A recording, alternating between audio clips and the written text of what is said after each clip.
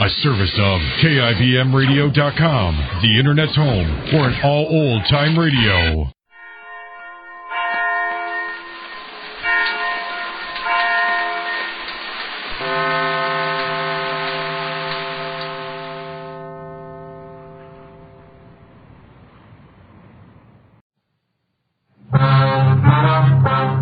Dragnet.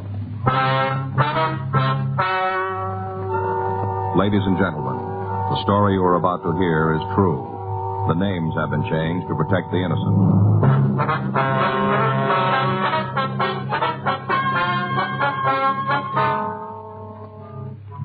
You're a detective sergeant. You're assigned to homicide detail. A 6-year-old girl has been taken from the streets of your city. There's no lead to her whereabouts or to the identity of the kidnapper. Your job? Find them. It was Monday, May 1st. It was warm in Los Angeles. We were working the day watch out of homicide detail. My partner's Frank Smith. The boss is Captain Lorman. My name's Friday. I was on my way back from the business office, and it was 7:28 p.m. when I got to room 42. Homicide squad room. No, the hair was a little thicker. You know, more of it. More like this? Yeah. Yeah, that's about it. Short, real short. Now, what about the eyes? Well, they were kind of close together. Hi, Joe. Hi, where'd Frank go? Chief Brown called. He went down there. How you doing? Good. Hey, take a look yourself. Yeah, that's it. Right on the old button, yeah. A couple more eyebrows. What? More eyebrows, couple more. Yeah, that's it. Yeah. Say, this fella's pretty good. A lot better than those guys at the beach. What's that? Guys at the beach, you know, they draw your picture while you wait 2 bits, something like that, and they draw your picture. This looks just like the guy that took the girl. All right. Sure feel bad about that. I really do. Sir? I was just sitting there, you know, folding up the papers from my route, just sitting folding, and all of a sudden I see this thing happen right in front of me. Yeah. Car just pulled up to the curb, and they grabbed the girl. There was more than one? Huh? You said they grabbed the girl. No, I just said that. You know, like an expression. It didn't mean there was more than one, just said that. You know how you do. Yeah. Just one. Kid, that's what he was, young kid. No forehead, just like a part. Joe? Yeah. I just talked to Chief Brown. He wants to know how the picture's coming. Not finished. Why? Looks like we might need it right away. Huh? The family just got a ransom note.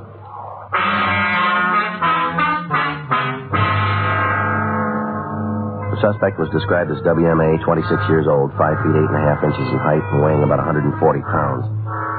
At approximately 3:10 that afternoon, he'd approached a private school in the Hollywood area and forced Grace Marchand, age 6, into his car. The only witness to the kidnapping had spread the alarm, and in a matter of minutes, every police officer in the area had the description of the man and the car he was driving. Word of the crime had gone out to all policemen in Southern California. They were all looking for a little girl. Units from Juvenile Division, working under Captain John Powers, joined in the search. A roundup of known deviates was started. All available information sources were tapped, but in spite of our efforts at the end of 4.5 hours, the child still hadn't been found. 8:02 p.m. Frank and I drove out to the house. We parked our car in the next block and walked to the Marchand residence, where we met with Captain Powers and the missing girl's parents. Thought we could talk in here. Marchands are pretty upset. Yeah. What about that note? It's downtown. Leighton Prince are going over it. How'd he get here? Kid brought it. What about him? 16 years old, lives in the neighborhood. Where'd he get it? Says a man approached him in the drugstore at the corner, asked him to deliver a letter. Gave the kid $1, boy didn't know what was in the letter. What did it say? Got a copy of it. Here. You want to see your kid alive, get $50,000 in small unmarked bills ready. You'll get a phone call. Don't tell the police. Don't tell anyone. If you do, forget about your daughter. How was it written, Captain? Words were cut out of the evening paper and pasted on a plain white sheet. Anything there? We don't know yet. As soon as Leighton Prince are through with it, Larry Sloan is going over it. Well, what about this Marchand? Can he swing that kind of money? Yeah, I guess so. He says he will. Are they going to go along with us? I'm not sure. Mrs. Marchand would like us to get off their side. Well, how about him? He wants his daughter back. Well, Are you going to talk to him? I guess we better. What about the phone? Did you make arrangements to have it covered? Oh, yeah. There's an extension in the study. You can use that. It's close enough to the one in the master bedroom so we can talk to the Marchands while they're on that one. Okay. Anything new turn up downtown? No, still questioning deviates. Well, we've taken the kid who brought the note downtown. Going to have him check the mug books. And we better let him see that drawing, too. Yeah.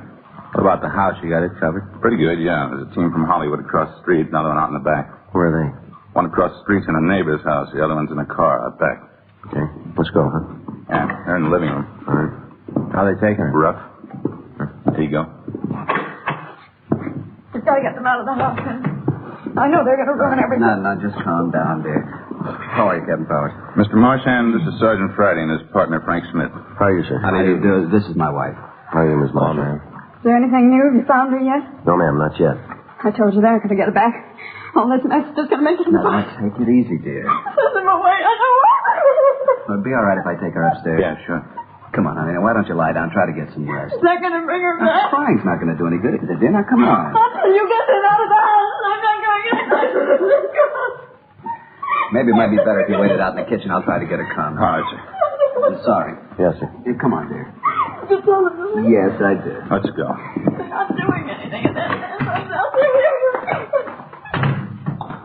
She's taking it pretty hard. Yeah. Have they called the doctor? He's on his way. Have they gotten the other children? Yeah, boy, 10. Where's he? His sisters, Marchand, took him over there this evening. Well, there were 6 teams from Metro standing by, 4 from our detail. How about the sheriff's department? I talked to Dick Tiernan. They're with us all along the line. Good. This season's bad. I hope the doctor gets here pretty quick. Is there anything we can do? You know the answer to that one. Well, You like some coffee? no, thank you. Oh, thanks. No, I'm going to make some anyway. All right. I'm sorry about my wife. That's all right, Taking sir. the whole thing pretty hard. You made any arrangements to get the money, Mr. Marchand? Yes, I called my brother. There's nothing we can do about it tonight. The first thing in the morning, we'll get it together. We'd like to be with you. What? We'd like to help you prepare the money. I don't know quite how to say this. What's that, sir? Well, I know you men are trying to help, but I don't want you interfering with the payoff. That's going to make it a little difficult. Maybe so, but that's the way it's got to be. All right. That's the way you want it. Well, it is. You know it's not going to make much difference. What do you mean? Well, the kidnapper probably knows we're working on the case already. He's counting on the fact that you won't go along with us. What is it you want to do? Well, we'll help you get the money ready, take the numbers of the bills, and prepare the package. We don't want to endanger your daughter's life. As far as we're concerned, you can go right ahead with the payoff when you're contacted. But if we can help now, it'll make it easier after the money's been paid. On who? Huh? Who's it going to be easier on, you or Grace? You're going to make sure we get her back? You willing to write insurance on that? There's no answer to that question. That's the whole point. We want our daughter back. I don't care what we have to do or how we do it, as long as Grace is back. That's all that's important. We can understand that. I know but what you're trying to do, and I appreciate it, but this is our problem. I don't want to take any chances on something going wrong. As soon as we hear from the man who has her, we'll do what he says. Then you're not going to let us help, huh? No. And I think it might be better if you called your man off. You're making it hard for us. I'm not trying to, but can't you understand? All we want is our girl back. It doesn't make any difference how it's done as long as she's home. That's all that counts. What about the man who took her? That's your problem. As soon as Grace is home, I'll go along with you on whatever you want to do. But until then, I don't want you meddling. Thought she said they'd gone. They're just leaving. You're not going to be happy until she's dead, are you? That's not true, ma'am. Well, it looks like it. All these policemen, the whole thing, a lot of noise, nothing more. You're not doing any good. Why don't you get out? They're leaving, dear. When? After they throw Grace up on the front lawn? Is that when they'll go? All right, honey, now. All right, ma'am, we'll leave. Then get out. Go on. Don't stand around. All right, now that's enough, Mabel. They know it. She's my baby. All right, now calm down, will you? This isn't going to do any good. Sure, you haven't done anything to make things fine. What good ain't doing? I'm afraid you better leave. All right, sir, we'll talk to you later. As soon as we get Grace back, What was that, sir? I'll say as soon as we get Grace back, I'll call you. Yes, sir. You're sure you won't let us help? No, you better go now. Well, now what? All right. Guess we wait. Yeah. What about the surveillance? You gonna call it off? No, I don't think so. We'll check it with the skipper. Yeah. Be a lot easier if the Marchands would let us help them. At least we know what was going on. Give us a chance. Well, This way we're in the cold. Nothing we can do. I wonder if it makes any difference. Huh? Maybe we lost already.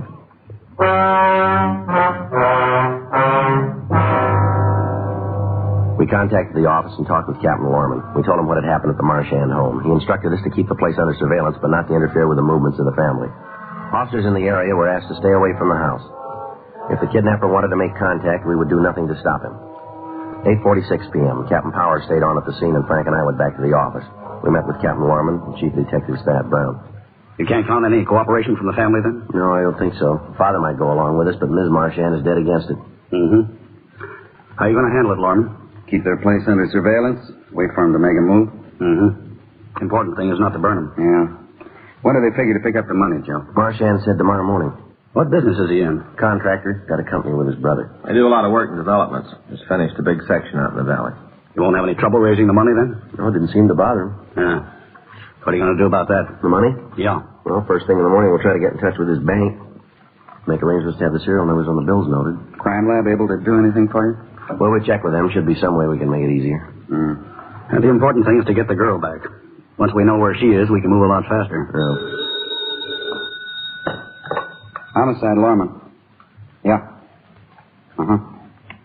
Want to give me that address? Yes, sir. Right away. Goodbye. Maybe it's coming over to our side. What do you mean? That was Mr. Marchand. Yeah? He wants to see you right away.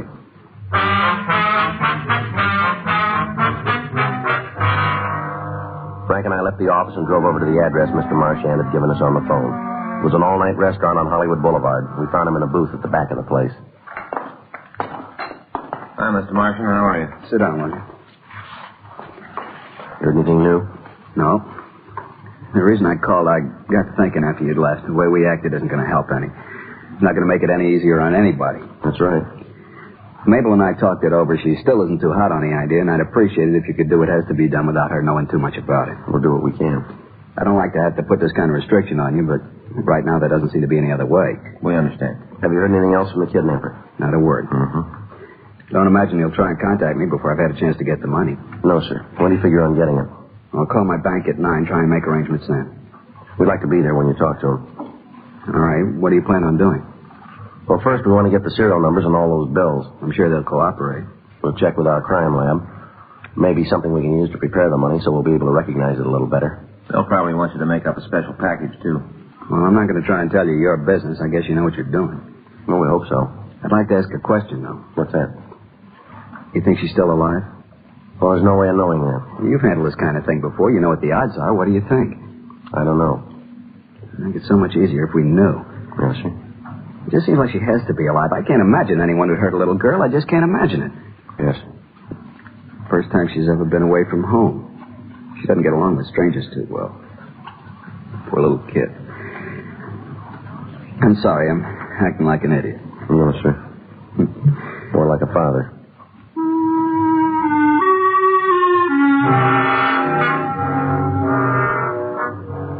We took Mr. Marchand back to his home, and then Frank and I checked out for the night. The next morning at 7:30 a.m., Henry Marchand, Frank, and I met with Ray Pinker in the crime lab. Have you talked to the bank yet? No, we figured we'd check with you, find out what you were going to want. Mm-hmm. How's the money going to be paid? We don't know yet. There's only been the one contact. Yeah, saw that yesterday. What's the best way of working the deal, Ray? You're going to get the numbers on the bills? Yeah. Well, the note said to get the amount in small ones. I guess that means 5, 10s, and 20s. Probably. Be quite a few to work with, won't it? Doesn't make a lot of difference. What are you going to do? Well, we can dust the package and the money with silver nitrate. What'll that do? In a matter of time, the moisture from the suspect's hands will combine with the silver nitrate and turn him white. How long will it take? Depends on his body chemistry. Well, about how long? Could be 3 to 4 hours. I wouldn't count on it happening that fast, though. Well, how easy is it going to be to spot? Not too hard. Stuff looks almost like a white talcum powder. To wash off easy? No.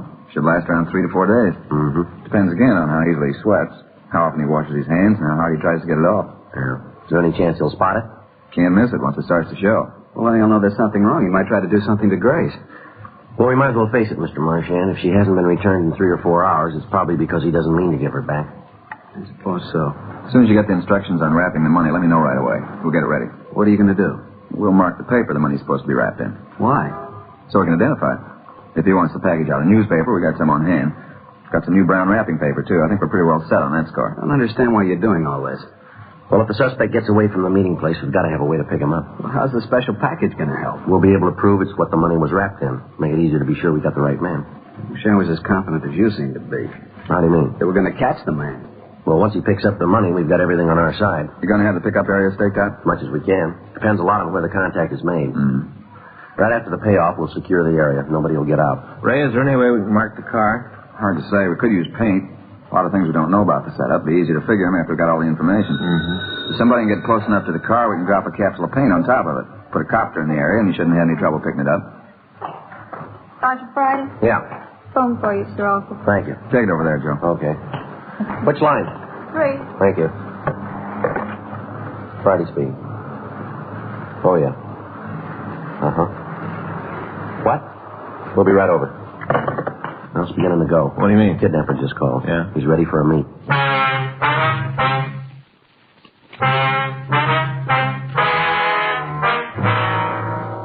The second contact by the kidnapper had been made by telephone. He talked to Mrs. Marchand and instructed her to tell her husband to have the money ready by 6 p.m. that evening. He went on to say that another call would be made giving instructions for payment of the ransom. Mr. Marchand, Frank, and I talked with her about the call, and then we had a meeting with Captain Lorman and Chief Detective Thad Brown. It was decided to go ahead as the kidnapper had ordered. At 9:02 a.m., we got $50,000 from the bank. We went back to the city hall and talked to Captain James Fisk. He assigned 6 girls from the record section to aid us. We divided them into 3 teams of 2 each, one calling the numbers on the bills, the other typing a list. At 3:45 p.m., the job was finished.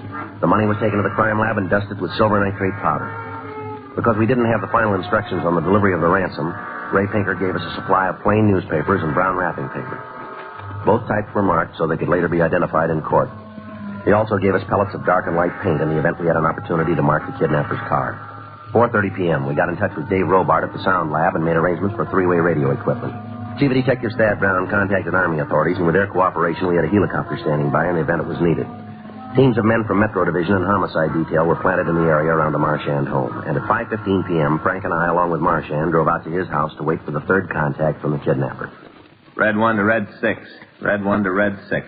Come in, please. Red 6 to Red 1. Do you read me? Yeah, Jack, you're coming in fine. Who's riding with you, over? Tilden.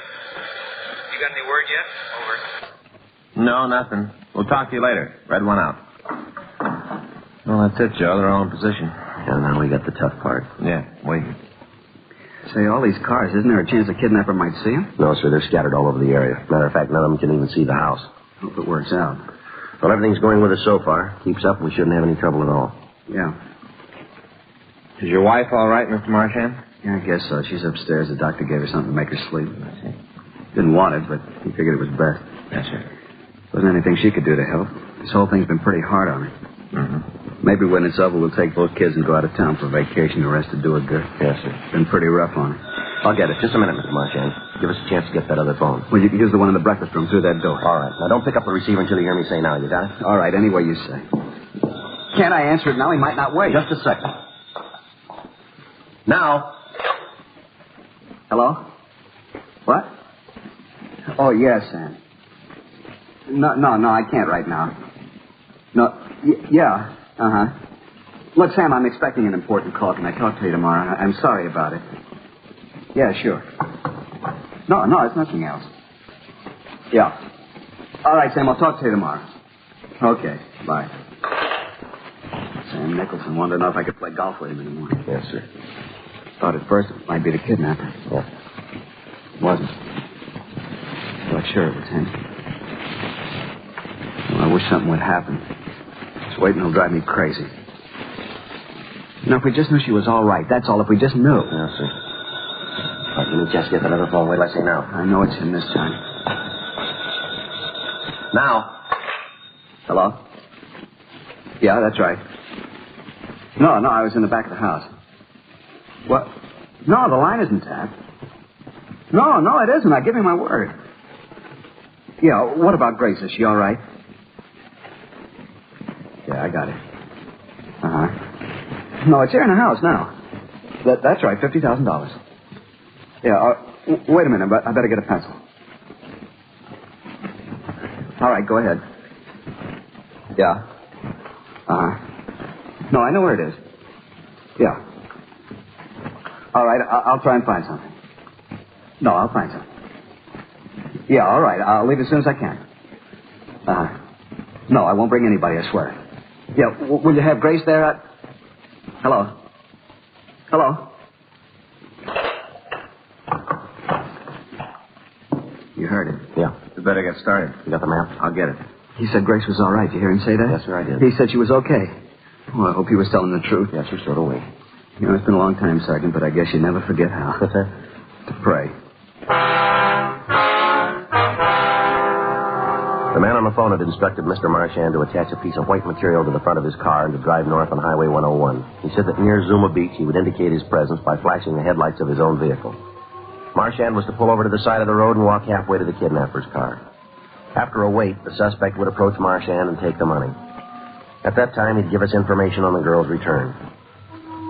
6:10 p.m., all of the cars in the operation were told of the latest developments. It was decided that I would hide in the backseat of Marchand's car with a walkie-talkie and keep contact with the other officers. Frank and Captain Powers would be directly behind us in Unit 1K80. As soon as we made contact with the kidnapper, they would try to take the suspect into custody. The money was wrapped in the brown wrapping paper, and at 6:14 p.m., Marchand and I went out to his garage and got in the car. He drove out Sunset Boulevard to the Pacific Coast Highway and turned right. We drove for about 40 minutes. There was no sign of the kidnapper. Red 2 to red 1. Red 2 to red 1. I'm in red 1. Red 1 to red 2, over. How's it going, Joe? Any sign yet? No, we're approaching Zuma Beach. Should be pretty quick now. Friday, there's a car up ahead. I can just make it out. Stand by, Red 2. I think we made contact. How about it, Marsh? Yeah, that's it. He just flashed his lights. Frank, we just made contact. Better take it easy. Okay, Joe. Keep us posted. Can you see us? We can just barely make out your lights. We're about a half a mile behind you. Right. Red 1 out. Now, how about it, Marsh? Let's him. He flashed the lights again. Okay, do what he said. Approach slowly. Try to get as close as you can. All right. But do exactly what he says. Give him the money and try to find out where your daughter is. Yeah. He's driving off. What? He's leaving. He isn't going to wait. I'm going to stop him. I'll stop him. What are you doing? Hang on. We're going to hit.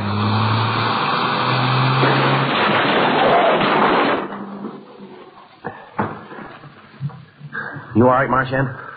Yeah, I guess so. I guess I'm all right. The door's stuck. Can you get the front one open? I think so. I'll try. I think I can get it open. Right here. Let me through.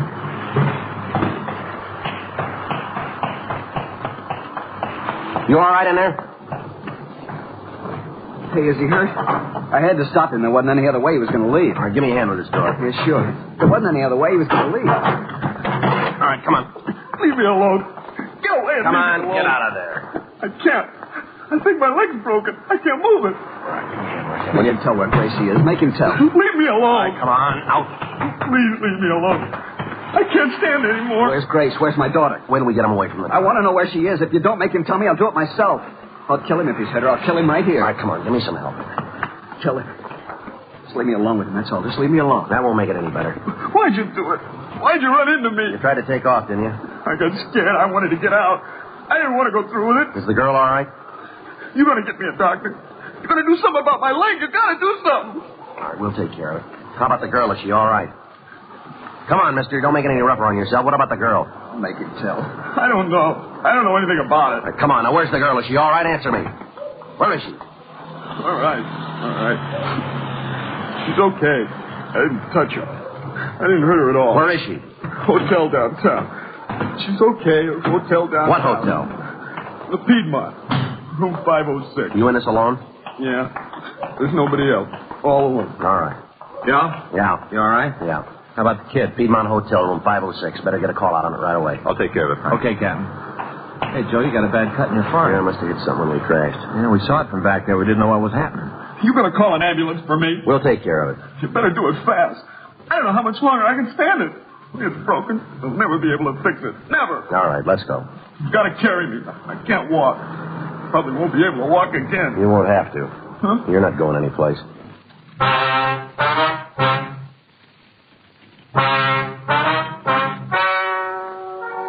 The story you have just heard is true. The names were changed to protect the innocent. On September 16th, trial was held in Department 89, Superior Court of the State of California, in and for the County of Los Angeles.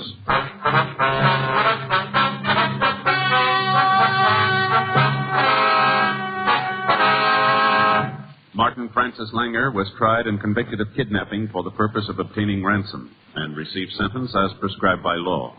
On recommendation of the jury, he was sentenced to the state penitentiary at San Quentin, California, for the rest of his life.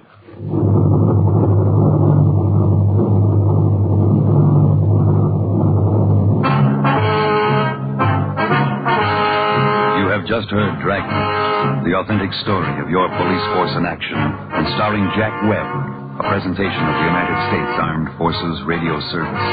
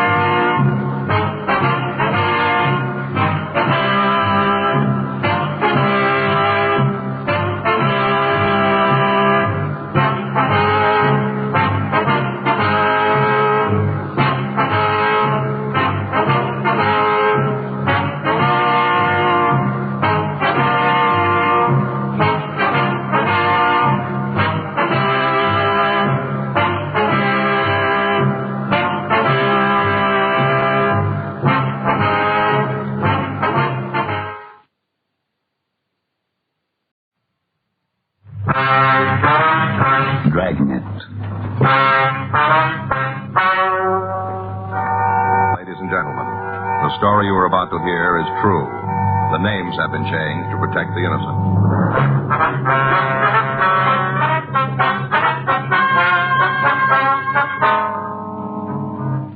You're a detective sergeant.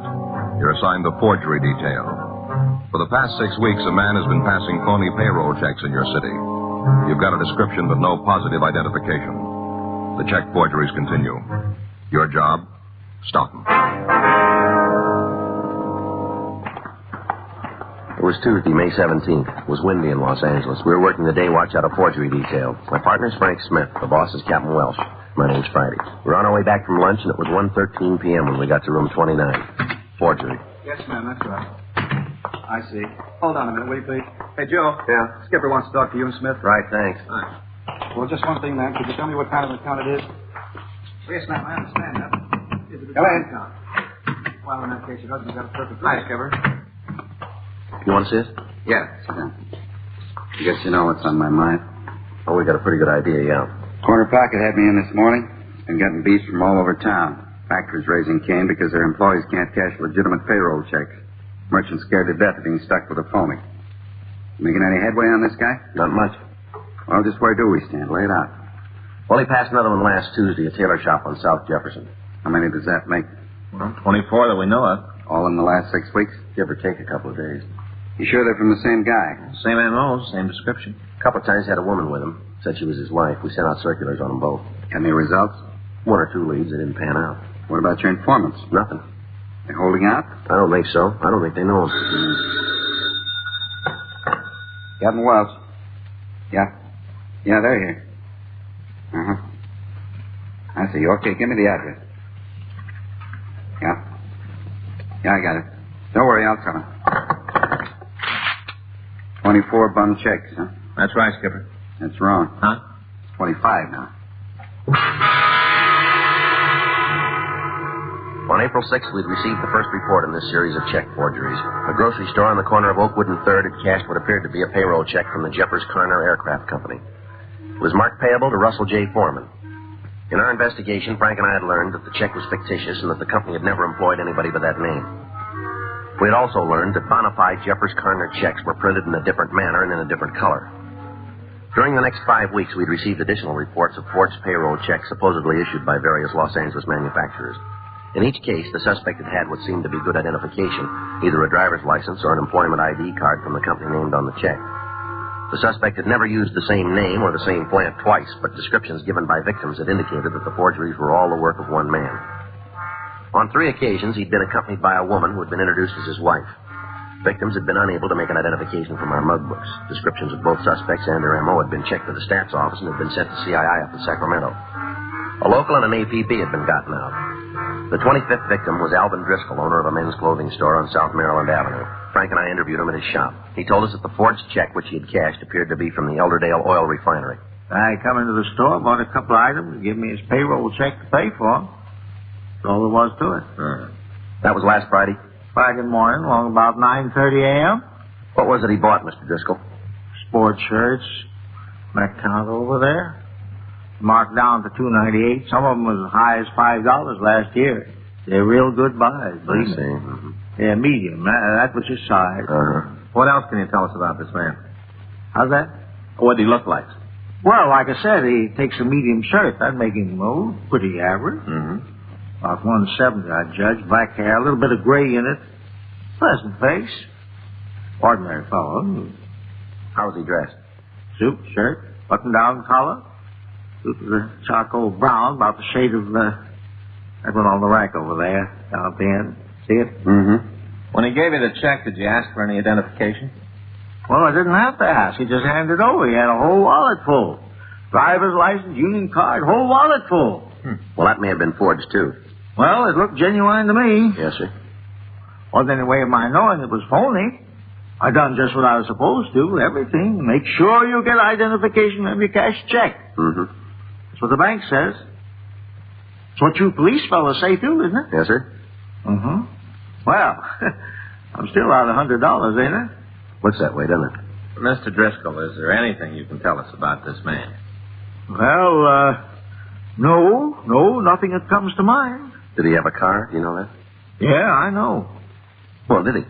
Brand new Ford convertible, one of them two-tone models. Probably wasn't even broke in yet, but that sure don't keep him from gunning it when he went barreling out of here. Are you certain about this? About what? Well, that he was driving a new Ford convertible. Well, I guess I know one when I see one. And considering buying a new Ford myself. Not like that snazzy roadster he had, a sedan, maybe. Had me a demonstration drive a couple of weeks ago. I see. Oh, my. Now I'll probably have to make out of my old clunker another year. Thanks to his bum check. Oh, sir, did you happen to notice the license number? On the convertible? Yes. Yes, I noticed it. Well, do you happen to know if it was a California plate or an out-of-state? It's California. Do you remember the number? Now, what do you fellows think I am, anyway? You expect me to memorize a whole string of figures like that when I only seen them once? I ain't no quiz kid. Yes, sir. When you're my age, you can't keep every little thing in your head, Yes, sir.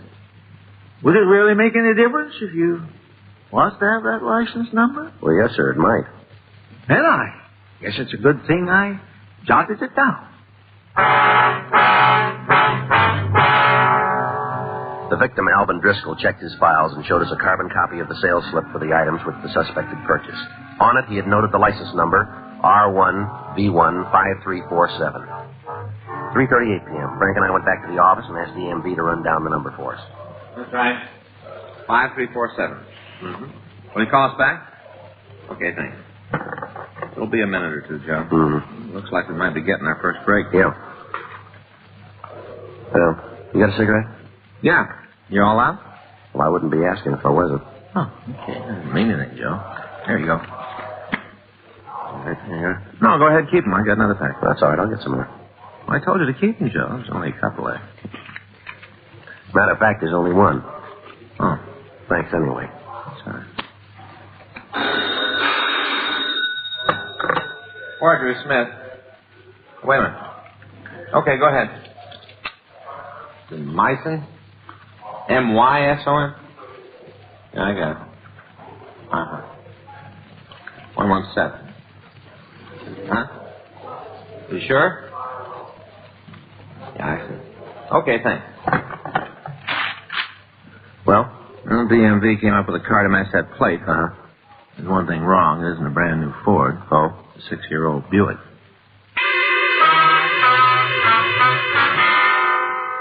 The Department of Motor Vehicles had reported that the car bearing license number R1V15347 was registered in the name of Philip B. Myson at 117 South Helen Avenue. Records showed that the car in question was a Buick sedan, which had been manufactured 6 years earlier. We ran Myson's name through R&I. They had nothing on him. We also ran the license number through our auto records to check to see if it was a stolen plate or a hot car. The report was negative. 4:09 p.m., Frank and I drove out to the Helen Avenue address. It was a small one-story bungalow with rain-streaked stucco walls.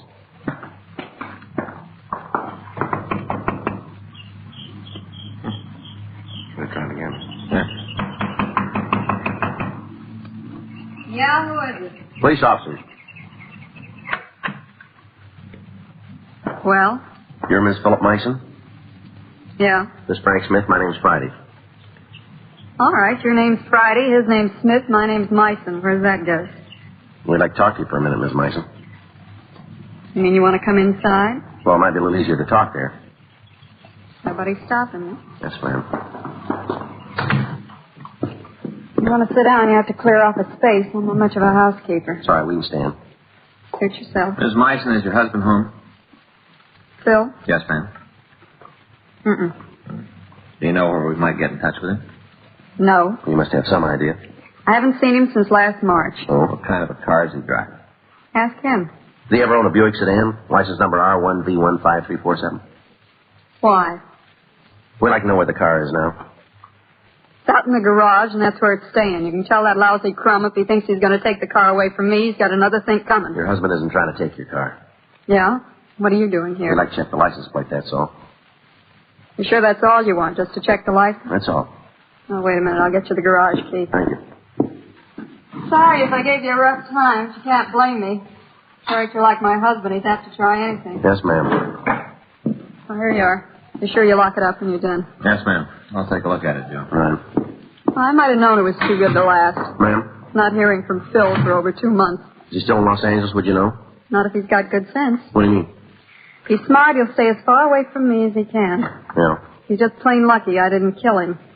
Given me a shirt with some other dame's lipstick on the collar, expecting me to wash it out. I should have throttled him with it. Yes, ma'am. Do you have a picture of your husband, Miss Mason? Why? We'd like to know what he looks like. Like a bum, that's what. Do you have a picture? Snapshot, maybe. Would you see if you can find one for us? All right. Just looking at him will probably spoil my supper. Yeah, here's something.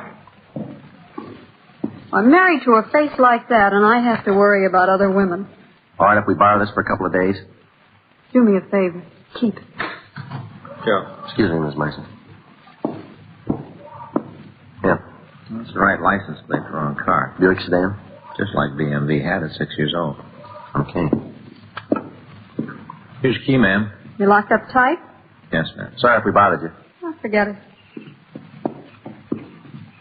Hey, wait a minute. Yeah. Not that I give a darn, but how about telling me why you're so interested in Phil? It was just a police matter. You don't think he pulled a job or something? Why should we think that? You shouldn't. You do, you're way off base. You really picked the wrong guy. Yes, ma'am. Take it from me, if a jerk like Phil ever got out of line once, just once, you boys wouldn't have to go looking for him. Oh? No. You'd catch him red-handed.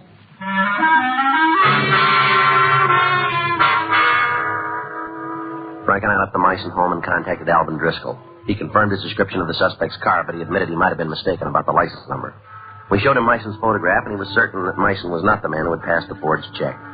The next day, May 18th, we showed the Meissen photo to several of the other victims. They all agreed that he was not the forger. 11:17 a.m., we went over to DMV and began to try variations of the license number Mr. Driscoll had given us to see if we could come up with a late model Ford convertible. 12:32 p.m. How you doing? Well, I turned up a couple of Fords, no convertible. Well, that switched the last two numbers every way I can think of. What are you working on now? V15.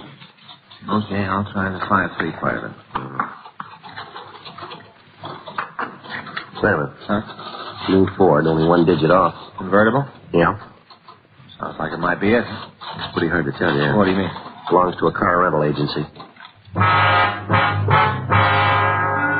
DMV records showed that a vehicle similar to the one we were looking for was registered to the C.P. Adams Auto Rental Agency on South 6th Street. 2:17 p.m. Frank and I went over there and talked to the owner, Clifford P. Adams. Would you give me that number again, please?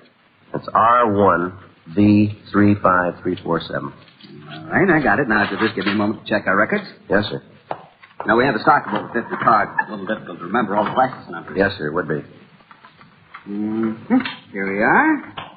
It seems you're quite correct. That's one of our automobiles, a new Ford. Can you tell us what model it is? It's a convertible, yellow and black. Uh-huh. Most of our cars are convertibles. When people come to Southern California, that's what they all want. Yes, sir. Anything else I can do for you? Yeah, is that car rented right now? Well, I couldn't say offhand. Would you like me to find out? If you will, please. Be glad to. Be glad to. It's a different file, that's all. I see. Let's see. Oh, yes, this is it. No, that car's in the shop today. Grease job, oil change, regular checkup. Do you have the names of the people who've rented it lately? They're right here on the card. Any particular date? How about last week? Thursday. Thursday. That would be Mr. Waters, Mr. Gerald Waters. He used the car all last week, just turned it back yesterday. Your regular customer? He's rented from us several times, as I recall, on and off during the last month or so. Can you tell us what he looks like? Well, actually, I've only seen him once or twice. He's a youngish man, about 40, tall, black hair, a little gray at the temples. How about his wife? Did you ever meet her? Yes, she picked up a car for him. Would you describe her, please? Well, I think she was blonde. Nice looking, probably in her 30s. That's about all I can remember. Do you have their address, Mr. Adams? Oh, yes. We try to get all the information we can about our clients, but I'm afraid it's in the different files. All right, take your time. Someday we'll have to work out a more efficient system for all these records. Thompson, Tucker, Virgil, Waters. Yes, this is it. Home address, Springfield, Illinois. What about here in town? Oh, we have that, too. The Haven House Motel on Sunset Boulevard. I see. But I'm afraid you won't be able to reach them there. Oh? When Mr. Waters turned in the car yesterday, he asked us to drive him and his wife to Union Station. Yeah? Yeah, he said they were leaving town.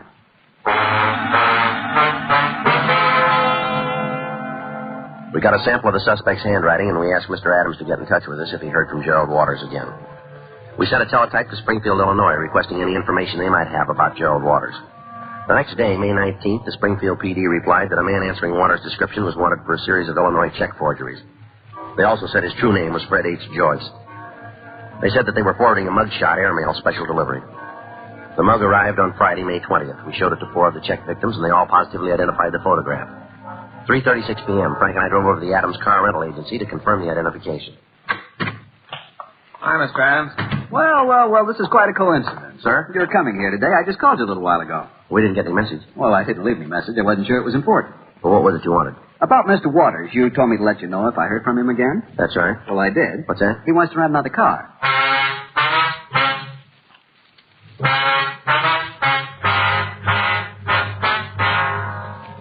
We showed Mr. Adams the mugshot of Fred Joyce, and he stated positively that Joyce and Gerald Waters were the same man. He also told us that Waters had called the car rental agency about 11 o'clock that morning to make arrangements for renting a new convertible. Joyce had asked him to have the car ready at 5:30, and he said he would pick it up. Frank and I waited in Adams' office, 5:28 p.m. Want to go ahead and answer? C.P. Adams Car Rentals. Who? Oh, yes, just a minute. It's him, Mr. Waters, or whatever his real name is. Let's find out what he wants. Yes, Mr. Waters. Oh, yes, it's all ready. I thought you were going to pick it up. Oh. Well, I don't know. Hold on a second. He says he's tied up, but he can't get away. He wants us to deliver the car. Ask him where he's calling from, Wade. Where are you, Mr. Waters? I say. Well, I don't know. I'm a little short-handed today. I'll have to check. The phone booth somewhere in Wilshire. Where does he want you to send the car? Where do you want the car delivered, Mr. Waters? The Crest Plaza. How soon? I guess we could make it by then. Don't you think so? All right, Mr. Waters, we'll do our best. Thank you very much. You'll be in the bar at the Crest Plaza Hotel at 6:30, just off the lot. Right, thanks a lot. Oh, about the car, I wouldn't want it damaged. Don't worry, Mr. Adams. You don't need to send it. What? We'll take care of his transportation.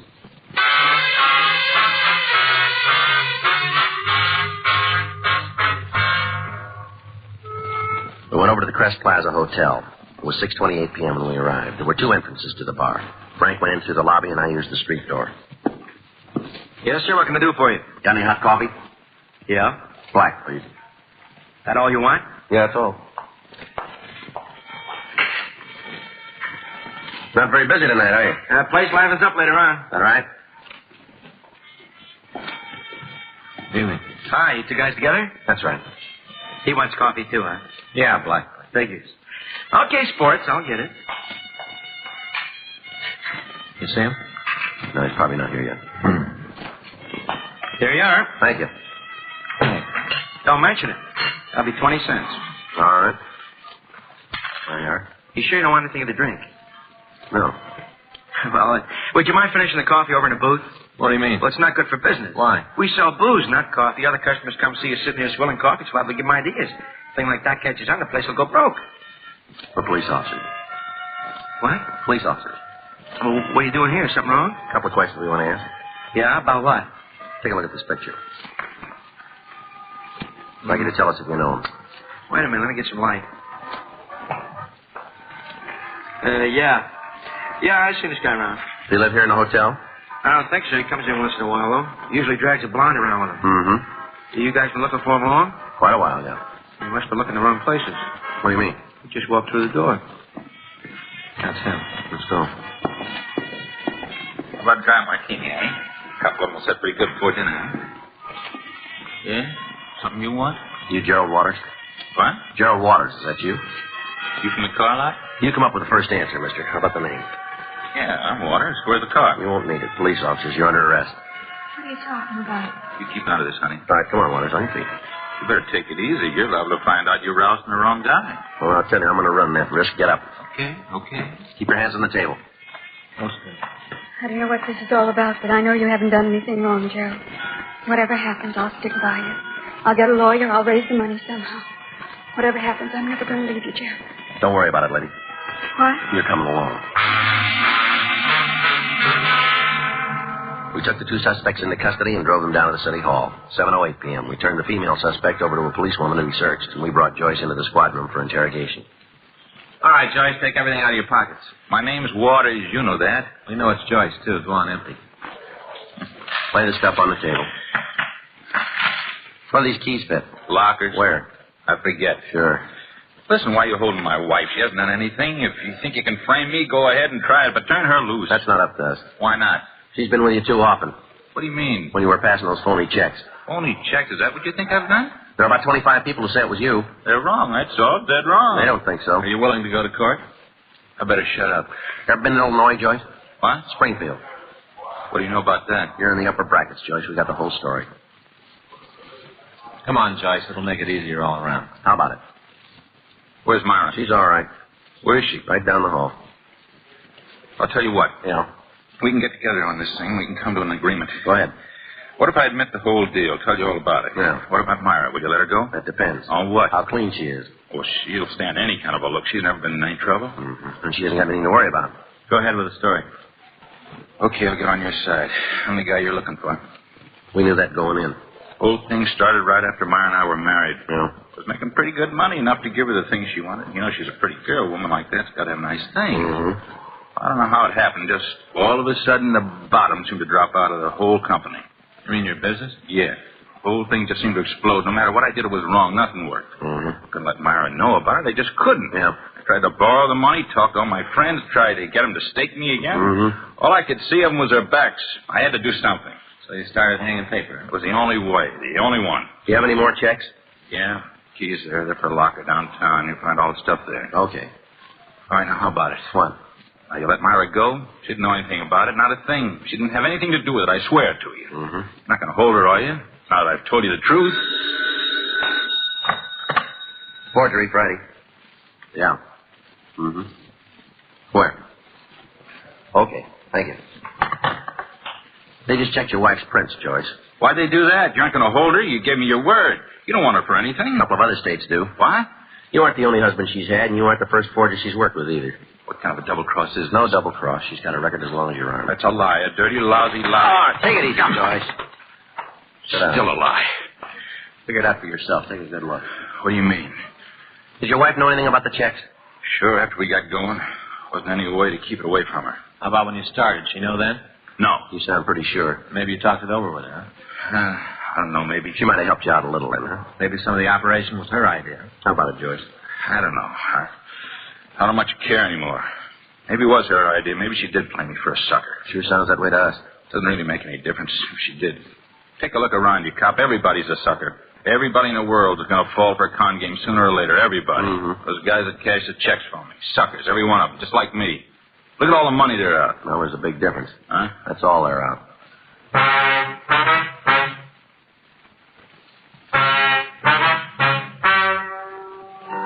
The story you have just heard is true. The names were changed to protect the innocent.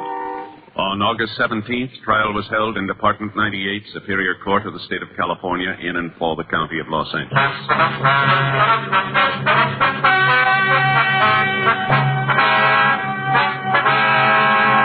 Frederick R. Joyce, alias Gerald Waters, was tried and convicted of forgery, 5 counts. Forgery is punishable by imprisonment for a period of not less than 1, nor more than 14 years on each count.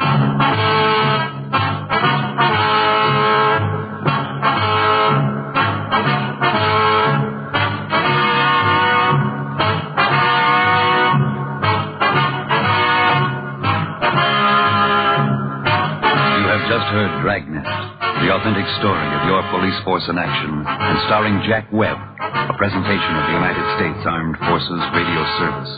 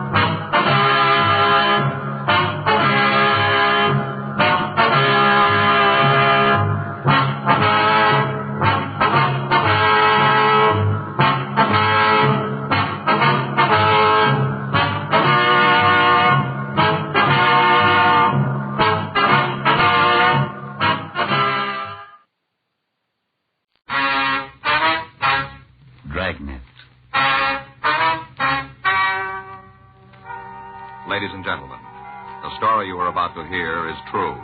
The names have been changed to protect the innocent.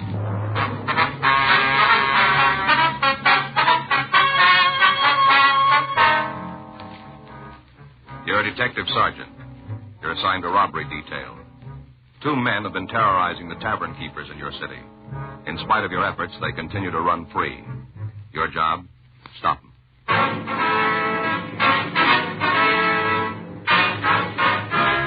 Dragnet, the documented drama of an actual crime. For the next 30 minutes, in cooperation with the Los Angeles Police Department, you will travel step by step on the side of the law through an actual case transcribed from official police files. From beginning to end, from crime to punishment, Dragnet is the story of your police force in action. It was Tuesday, June 14th. It was hot in Los Angeles. We were working the day watch out of robbery detail. My partner's Frank Smith. The boss is Chief of Detectives Thad Brown. My name's Friday. We're on our way out from the office, and it was 11:13 a.m. when we got to the corner of 7th Street and Sunset Boulevard. The Black Dog Bar and Grill. In the back. Now. Hi. How are you? Well?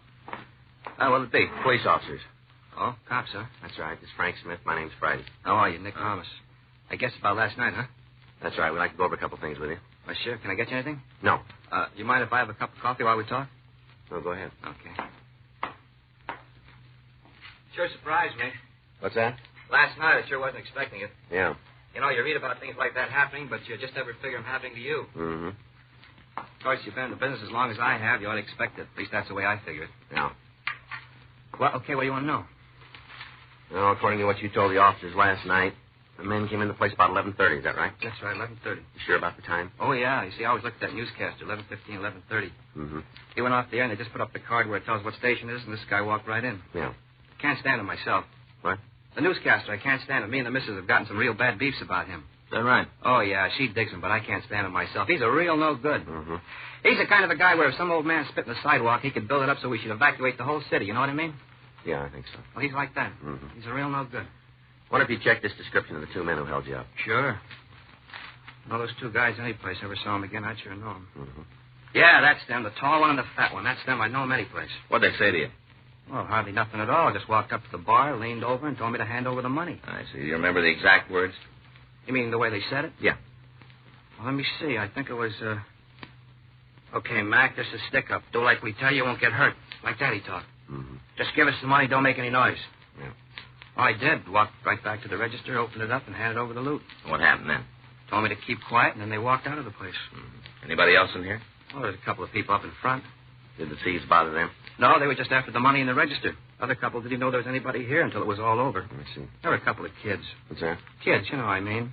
Like young and real in love. Roof could have fallen in. They wouldn't have known it. Yeah. Cops talked to them last night, but they couldn't tell them nothing. You say you'd know these men if you saw them again, huh? You just get all the money you can on that one. Mm-hmm. Did you see if they had a car? Who? The men who held you up. Oh, no. They didn't have one, right? Well, I didn't see it. Is there anything about them that you can tell us? No, just a couple of guys, one tall, the other one fat. Did you see if they had a gun? You think I'd have handed over the money if they didn't? What kind of a weapon was it? It was a gun, the kind with bullets. You pull the trigger, it goes bang, like that. Yeah, It was a gun. I know, but was it a revolver or an automatic? Well, I don't know. I guess it was, Well, come to think of it, I guess... Hey, you know, you're right. What do you mean? I didn't see it. Not even a peep. Guy had his hand in his pockets like this, you know, like this. Yeah. I didn't actually see the gun, though, not for real. Mm-hmm. He just had it in his pocket. Yeah. Hey, you figure he was just playing a joke on me? What's that? A funny that he really didn't have a gun at all? Well, we wouldn't know. Well, why not? What? Well, why don't you know? It's your job, isn't it? Knowing things like that? Bunch of crooks running around. You don't even know if they got a gun. The fine lot of cops you guys are. Mm-hmm.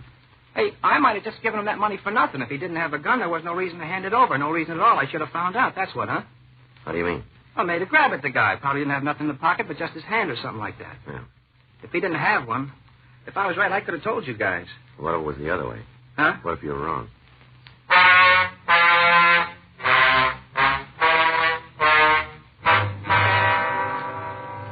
From the method of operation and the description of the suspects, we knew that they were the same 2 men who had staged 6 robberies in the past week. We showed the latest victim the mugshots from the packages that the stats office had turned for us. He pointed out 3 of the pictures and said they looked something like the hold-up men, but he was unwilling to make even a tentative identification.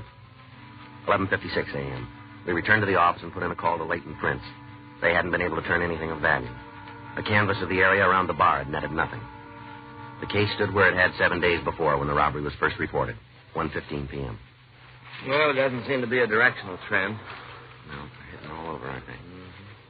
Anything from Burton? A list of names came in this morning. We've already checked most of them out. We could use a few more leads. I'd settle for one. Yeah. You seen the skipper? Yeah, it was in earlier. I don't think he's in the office now. I wonder when he's going to climb on it. I don't know. I've been expecting him to. Better off around? I haven't seen him. Why? Well, he said he might be able to help us turn something. Yeah. Said he had an informant down on L.A. Street. Hot shot. Let's go. Same two. Yeah. They hit again.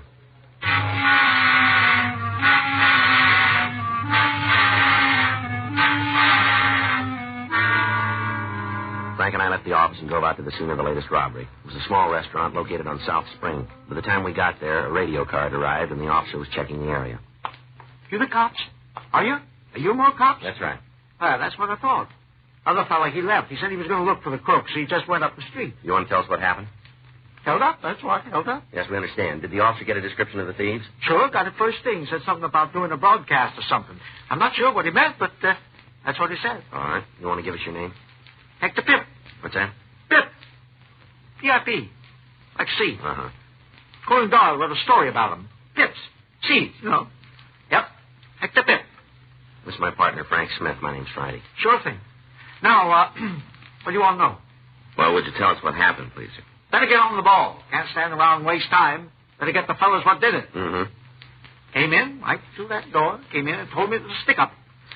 That's it, just as plain as anything. Stick up. Mm-hmm. Said me to hand over the money in the cash register. Over. How much was it?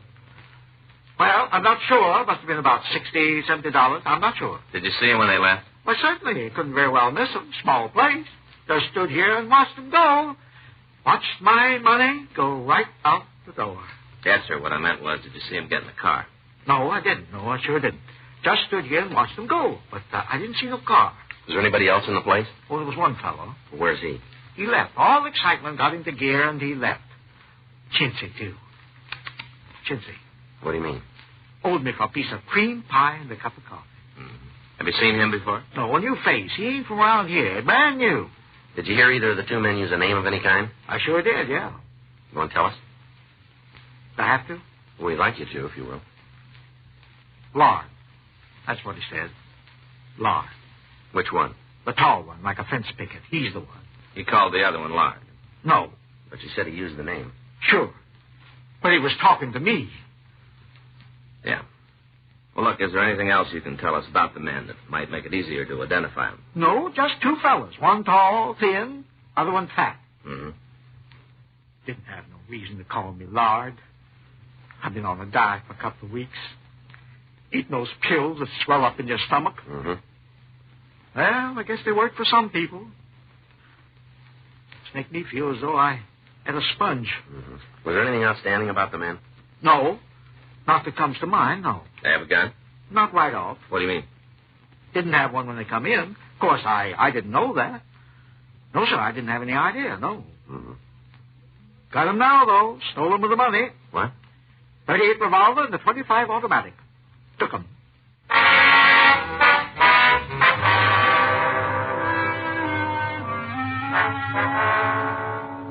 Frank and I took the latest victim to the city hall. While he started to check the mug books, we ran the serial numbers of the guns through the record section. We found that they were both registered to Hector Pip. At 3:46 p.m., Frank came back to the office from the mug room. Joe? Back here. How's it going? Oh, well, he still hasn't found anything. What's he checking now? Coming out books. Had 4 or 5 more to go through. You show him the pictures the stats office turned? Yeah, nothing. Hi, we had been. Hi, Walt. Mug room. I'm looking for you. Yeah? Talked to a fellow down on Main this morning. Mm-hmm. Says he knows the guys you're looking for.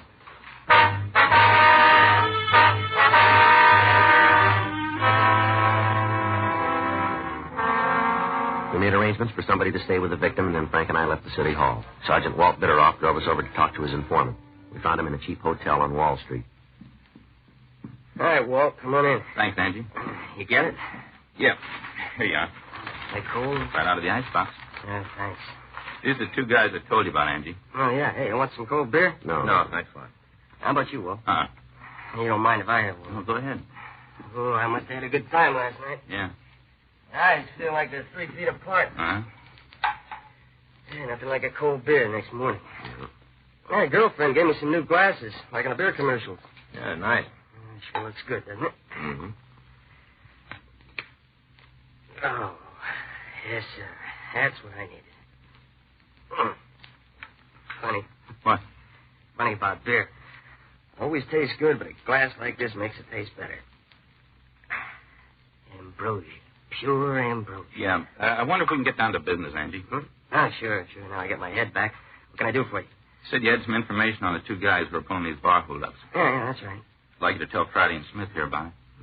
They cops? That's right. You're after fellas, huh? Mm-hmm. Won't tell you anything about setup? What do you mean? Well, anything you get, it didn't come from me. Yeah, they know that, Angie. Well, I gotta make sure. I remember something that helps you out. I forget it right away. You talk to me 5 minutes from now, I don't remember. Deal? All right. What about the guys? Yeah, they got in town a couple of months ago. Where are they from? St. Louis. You got the names? Yeah, part of them. What do you mean? Well, just what they're called, that's all I got. That'll do. Don't pay to ask too many questions, you know. Yeah. Step on somebody's toes and you find a foot in your face. What about the names? Well, the tall one's called Ronnie. Fat guy's tagged Whale. Is that what everybody calls them? All I heard. You know where they live? Nope. Where'd you meet them? I move around. Run into them, a couple of bars. Seen them once or twice. Well, how do you know they're the ones we're after? Just figures, that's all. Got a big roll, talk loud, way they look, just figures. You know where we can pick them up? Haven't got any idea. They drive in the car? Well, not that I've seen. Anything else you can tell us about them? You've had it. Have either one of them fallen? Well, we never spent an evening talking about it, but it figures they did. Back east, maybe? Yeah, I guess so. I heard the Whale say this was the first time they'd been on the coast. All right, Angie, if there's nothing else. There isn't. If you hear anything, Angie, we'd appreciate a call. Works out, I'll let you know. I'm not going to put anything in writing. Those jokers hear about it, and I'd have to dig a hole. Okay. Thanks for coming by, Walt. Yeah. Glad to have met you guys. See you again, huh? Yeah, sure. All right, thanks for the beer, Walt. It's okay.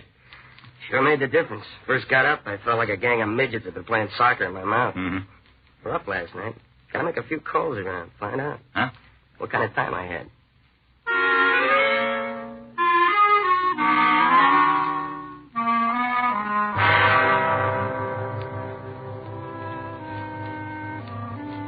We returned to the office and sent a radiogram to the St. Louis Police Department requesting all information on anyone in their files who'd used the nicknames Ronnie or Whale.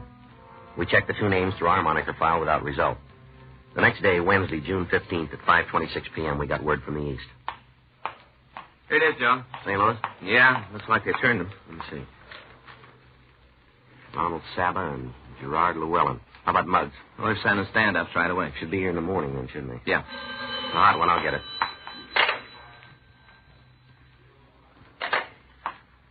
What is it? Robbery out on Olympic. Sounds like Ronnie and the Whale. How long ago? Just left the place. Shot it up pretty bad. Anybody hurt? Yeah, policemen got in their way.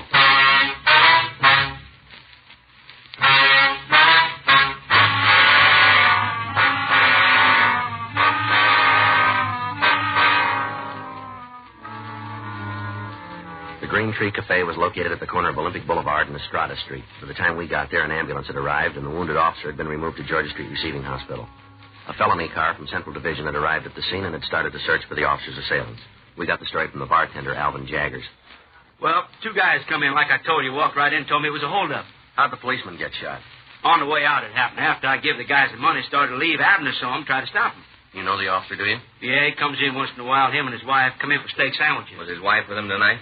Yeah, I think she went up to the hospital with him. I think that's where she went. Mm-hmm. Anyhow, when Abner saw these 2 fellers, you know, with a hold-up man, Yeah. When he saw him, he told him to put down the guns. Where was he standing? You mean Abner? That's right. Oh, he was up there by the door. Him and the missus was in the front booth, and the guys went right by him when they come in. Yeah. He was standing right up by the door, told him to put down the guns and give up.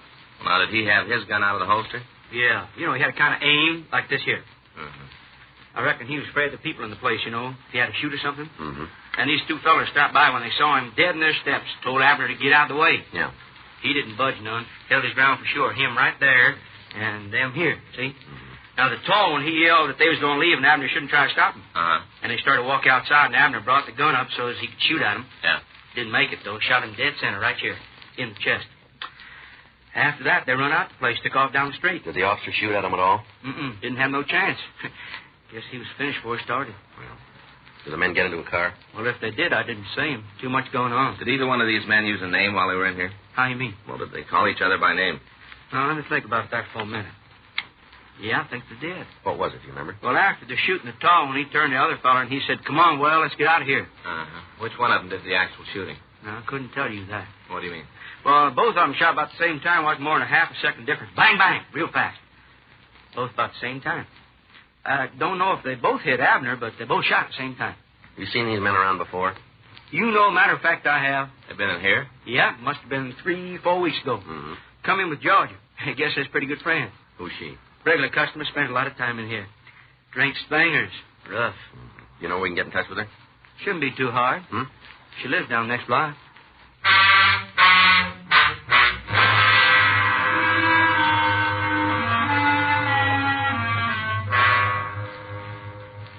We left the bar and walked to the entrance of the apartment hotel down the street. According to the building register, Georgia Wells occupied apartment 314. We rang the buzzer, and after a few moments, we were admitted to the building. The elevator wasn't working, so we walked up 3 flights. Oh, man, I guess I'm getting old. Yeah. Makes you wonder how far you'd get without all the modern conveniences. Huh? Yeah. This is in here. Yeah. Better try it again. Yeah.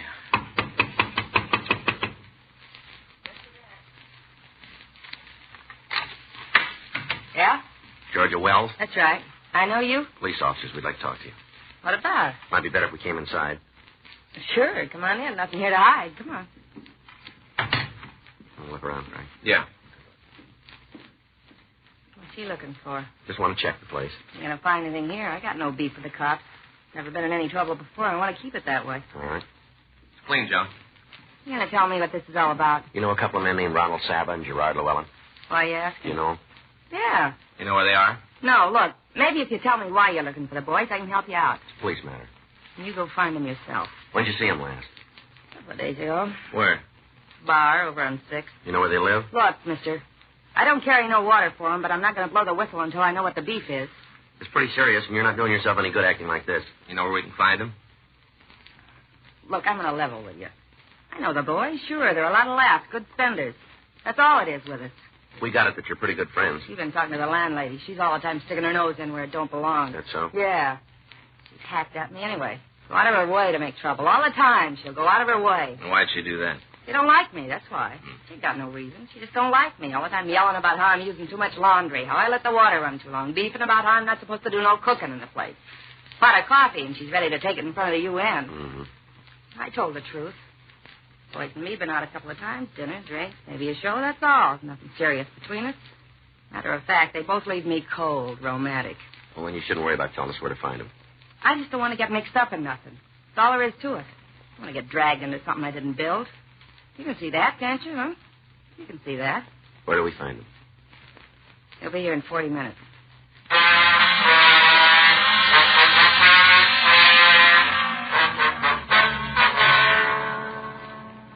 We put in a call to the office and told them where we were. We got out a local broadcast and an all-points bulletin asking that 2 suspects be picked up. 5:52 p.m. We settled down to wait for the men. What am I supposed to do when they get here? Just keep out of the way. There's going to be no shooting, is there? Not unless they started. You just don't know anymore. What's that? You go out with a guy, nothing serious, few laughs, and you end up in trouble. Ever tell you what they did for a living? Ronnie mentioned something about starting a car agency. Yeah. He had some deal back east where he could get the cars cheap, and he figured on having them driven out here and selling them. Told me how him and the whale was going to clean up. Mm-hmm. Said it was the sweetest deal they ever come across. Real sweet, they said. Mm-hmm. Joe. Yeah. You better get in the other room, Miss Wells. Yeah, sure. Please, no shooting. All right, go on. Go ahead.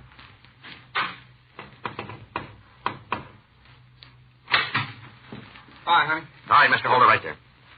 Who's this? Come on, turn around. What? Turn around. Put your hands up on that wall.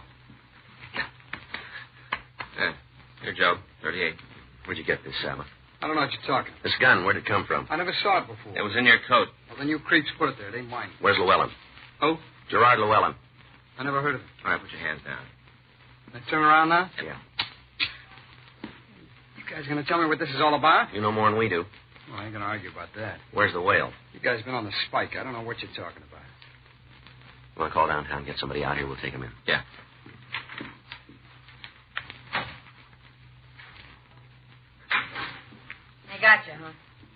You lousy bum. You finked on us. I had nothing to do with it. All right, take it easy. She told you, didn't she? Didn't she tell you where to get it? Doesn't make any difference. It does to me. All she ever wanted was a good time. All the time wanting to go to the best places. All the time with the expensive clothes. You lousy bum. That's all she is. All right, that's enough of that. You're not kidding. You're with me if I never saw her again. It'd be the best thing. Well, then you're going to be happy. Huh? That's the way it'll be.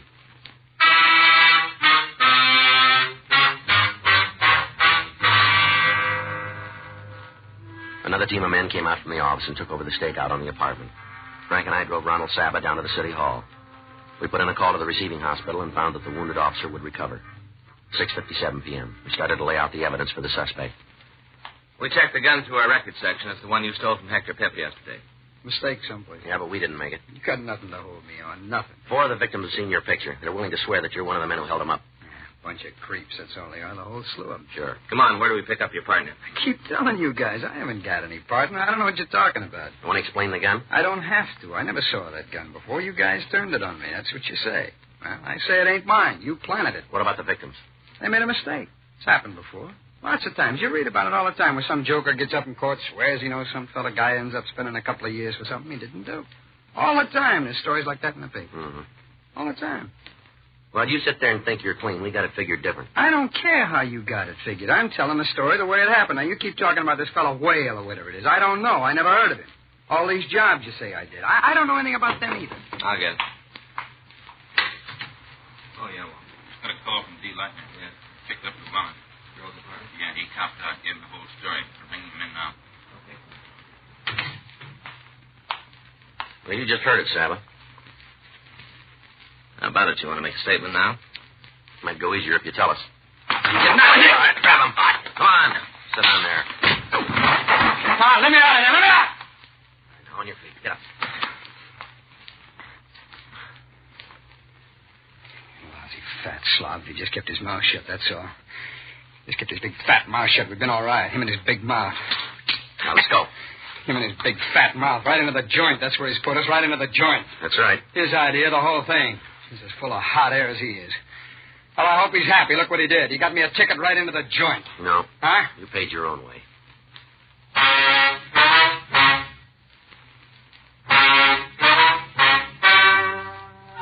The story you've just heard is true. The names were changed to protect the innocent. On October 18th, trial was held in Department 94, Superior Court of the State of California, in and for the County of Los Angeles.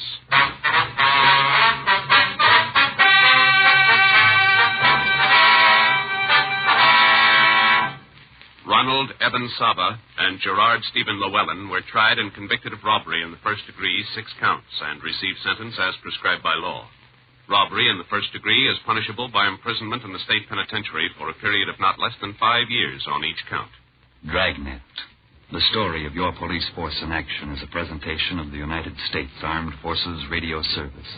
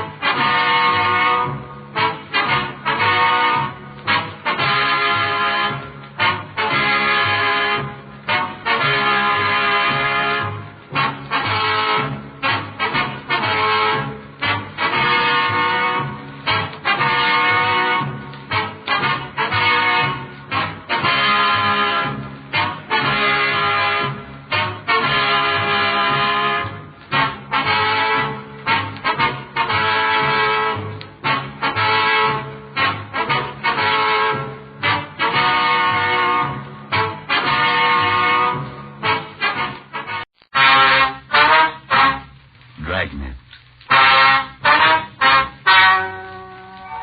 Ladies and gentlemen, the story you are about to hear is true. The names have been changed to protect the innocent.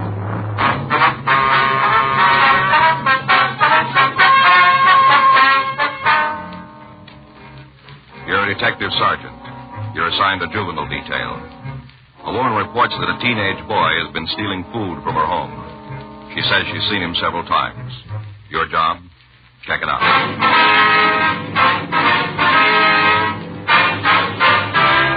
Dragnet, the documented drama of an actual crime. For the next 30 minutes, in cooperation with the Los Angeles Police Department, you will travel step by step on the side of the law through an actual case transcribed from official police files. From beginning to end, from crime to punishment, Dragnet is the story of your police force in action. It was Tuesday, April 12th. It was warm in Los Angeles. We were working the day watch out of juvenile detail. My partner's Frank Smith. The boss is Captain Powers. My name's Friday. I was on my way into the office, and it was 7:57 a.m. when I got to the second floor of Georgia Street Juvenile, squad room. Don't try to tell me you needed 3 hours to make a simple phone call. He was arrested at 1 o'clock this morning. That's right. I didn't hear about him until after 4. Now, why weren't we contacted immediately? My wife was half out of her mind. We're sorry about that. Oh, morning, Joe. Morning.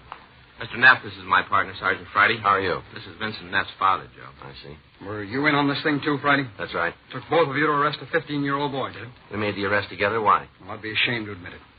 Well, just what seems to be the trouble, Mr. Neff? My boy's in jail. He's been there all night. Yes, sir. I found out about it a couple of hours ago. I want to know why I wasn't called at once.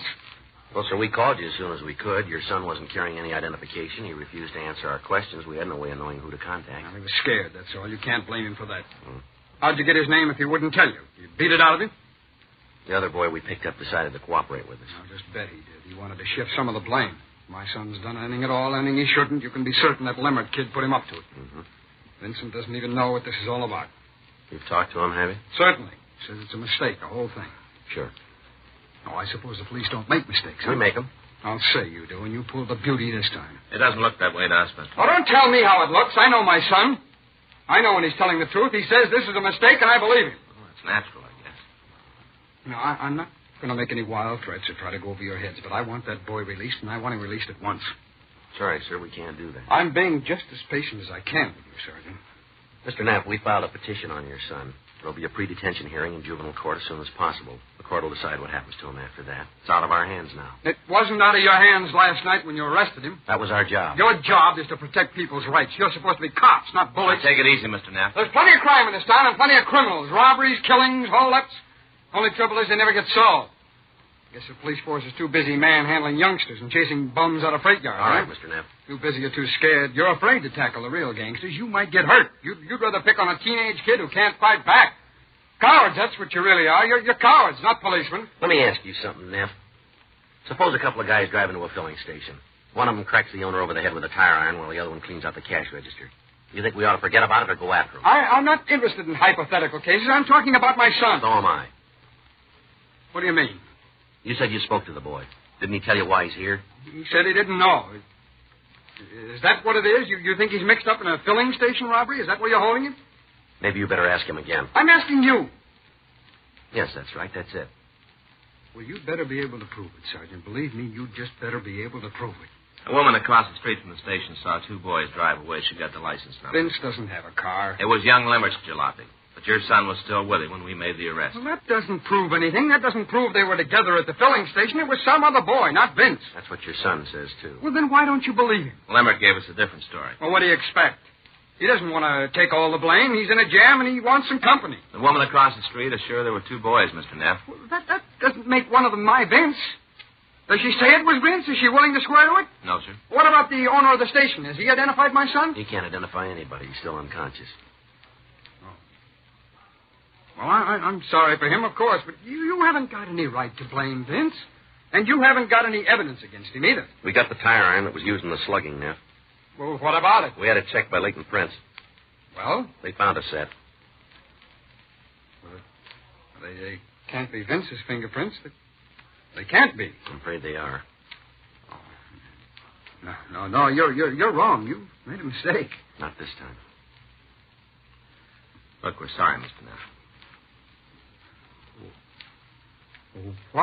Why would Vince do a thing like this? There's no reason. He's had everything we could give him.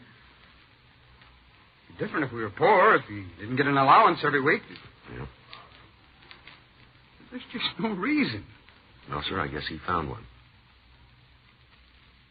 Well, I'm sorry. Sorry if I was a little rough on you. It's all right. I better get on home now. His mother will... You want to know if he's all right. Yes, sir. Oh, there's one thing. Yes, sir.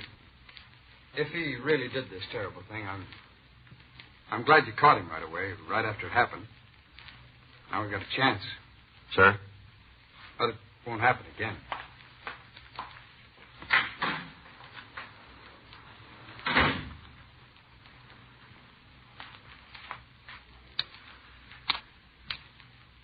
What do you got there? Oh, I didn't realize I still had it with me. What is that? Well, it's one of those puzzles with numbers. You move around, try to line them up. Oh. The kids brought it home last night. I was showing them how to work it. Guess I stuck it in my pocket. Mm-hmm. It's real easy, Joe. There, see? I got them all in order. One. That's funny. Why, what's the matter? Nothing. I just had a couple out of sequence, that's all. Well? Well, give me a minute, can't you, Joe? You got 3 numbers in the wrong place. Look, now. Joe, I can't work the puzzle when you're watching me like that. Oh, that's it. I get it. Juvenile Friday. Yes, ma'am. I see. Well, do you know the boy? Will you give me your address, please? All right. I have it. What? Yes, ma'am, we would. Will you be home? All right. Thank you very much. Lady up in the Hollywood Hills.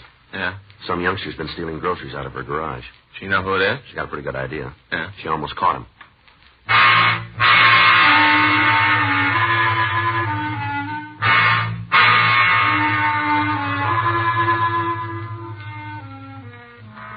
Frank and I left the office and drove out to a hillside address on Edgewood Drive, 2 miles north of Hollywood Boulevard. It was 9:17 a.m. when we got there. Well, there isn't too much to tell. Week, 10 days ago, I started missing things from the garage here. What sort of thing? Canned goods. I keep an extra supply on those shelves over there in the corner. I see. But there wasn't much gone, just a couple of items now and then. First, I wasn't even certain. I thought maybe I'd used them up myself and forgot about it. Mm-hmm. Then this morning I saw him. It was right after Clarence went to work. Well, now, about what time would that be? 7 a.m. That's when he leaves. No later than 5 after. Mm-hmm. I was doing up the breakfast dishes, and I heard somebody fussing around the garage. By the time I got to the back door, he was sneaking off across the yard. I gave a shout, started after him. What happened then? I guess my yelling kind of took him by surprise. Anyway, he turned around and dropped the stuff he was holding. He sure didn't wait to pick it up, though. He started off as fast as his legs would carry him. He headed up the hill there. That was the last I saw of him. Well, now, just what was it he dropped, Miss Roman? A couple of cans of my groceries and a big paper bag. That's it, there on the stool there. Mm-hmm. I looked inside. Maybe I shouldn't have, but I thought it might be some more of my canned goods. That's all right. What do you got, Joe? Books. Huh? Books here. Huh? Theoretical Physics, Principles of Dynamics, Frontiers of Molecular Structure. Didn't make head nor tail of them myself. Must be something he's studying. Yes, ma'am. His name in him? No. No, they're all from the Hollywood Library. Mm-hmm. One of you tell us what he looks like, Miss Roman. Yes, I guess so. First off, I'd say he looks like books. Does it? You know, the studying Oh, type. yes, I see. Sort of thin and pinched. Mm-hmm. Blondish hair. Light complected. About how tall is he? 5 feet 6 or 7. Might look taller than he really is on account of being so thin. Mm-hmm. About how old would you say he was? 15, 16, somewhere in there. Just a youngster. Did you notice his clothes? Hat on, pants looked pretty worn. And the sweater. What about the color? The sweater was blue. Pants were too faded to tell. Uh-huh. Now, I want you to understand one thing, Mr. Friday. Yes, ma'am. I'm not real upset about him taking our food. If he needs it, that is. It just seems to me there ought to be a better way of going about it. Nobody has to steal. Yes, ma'am.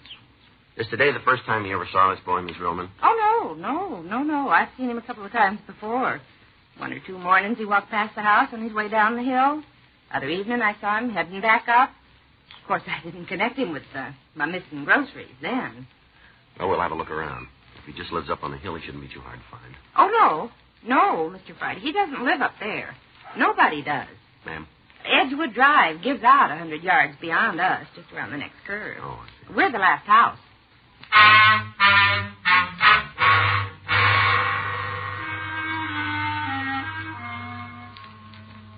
9:32 a.m. Frank and I left Mrs. Roman. We drove up to the end of Edgewood Drive, and we got out of the car. Well, she's right, Joe. What's that? No place for anybody to live around here. I think you were way out in the country. Yeah. Frank? Huh? Over there, halfway up on the slope. Where? See? Right behind that tree. Oh, yeah. What's it look like to you? I don't know. Oh, I guess. Why? Maybe that's where he set up housekeeping. Huh? What are you talking about, Joe? Well, didn't you ever try it when you were a kid? Try what? Hiding out in the cave.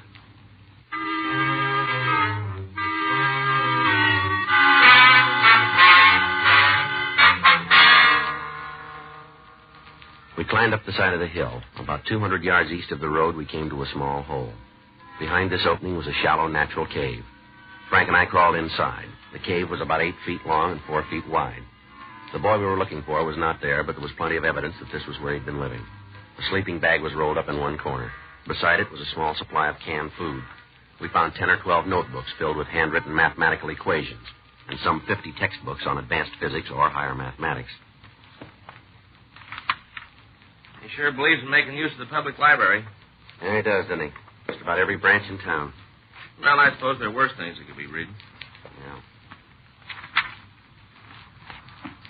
Looks like they aren't all library books. What do you got, Joe? A couple here with book plates. Huh? Owners' names in them.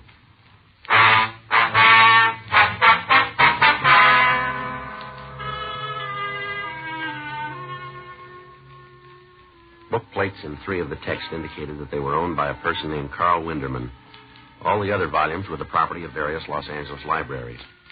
We contacted the office and made arrangements for another team of juvenile officers to stake out on the cave.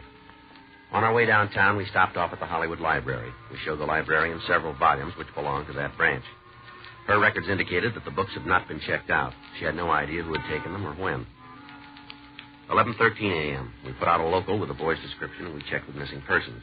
As far as we could tell, he had not been reported missing. 11:46 a.m. Frank and I made several calls to branch libraries. They all said that the books in question had been removed from their shelves without authorization. We checked the phone directories for the name Carl Winderman. At 12:06 p.m., we reached him at his office at Bradfield University.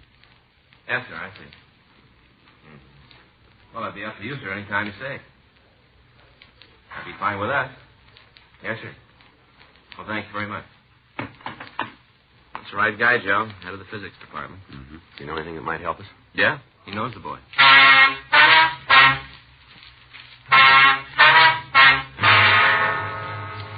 4:16 p.m. Frank and I drove out to the Bradfield campus. We met with Dr. Carl Winderman in his office on the second floor of the science building. Yes, I've talked to the boy several times. Mm-hmm. Did you know he had these books of yours? Of course, I loaned them to him. Oh, I see. How'd you happen to meet him, Doctor? It was here at the university. Yes, sir. He came to see me. He had read some articles of mine. He wished to discuss them. What's that? It was not presumptuous. He has a brilliant mind. Extraordinary. I see. And he also wished to inquire about enrolling. He asked about a scholarship. Mm-hmm. I tried to discourage him for a year or so at least. He's very young. Did he say how old he was? 18, that is what he told me. I'm afraid it is not the truth. About how old would you say he is? Perhaps 16. Do you know his name, sir? Peter. And his last name? I suppose he told me, but I'm afraid I do not remember. The typical absent-minded professor. What about his family? Did he mention them? No. I imagine they are not well-to-do. The way he was dressed, the inquiry about a scholarship. Yes, sir. Did he say where he lives? In Los Angeles, that's all. Mm-hmm. Wait, I think he did mention something about recently coming to California. Mm-hmm. From one of the eastern states, Pennsylvania, perhaps. You wouldn't know which town, would you? No, I'm sorry. Is there anything else you can tell us about him, Dr. Winderman? Well, I would say he is an unhappy boy. You say he's unhappy? Yes, sir. What do you mean? Lonely, aloof. It must be very difficult for him. Other people. The children his age, he would be unable to talk to them. They would have nothing in common, even adults. I see. A brilliant mind does not necessarily make for a well-adjusted person, especially in one so young.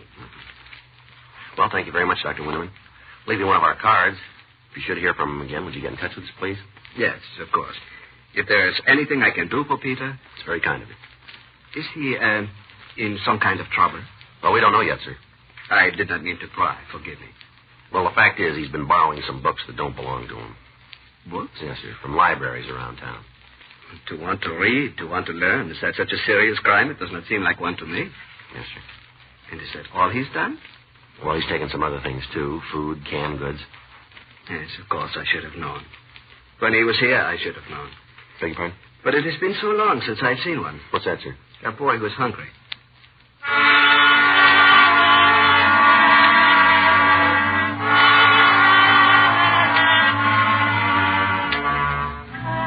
Frank and I went back to the office.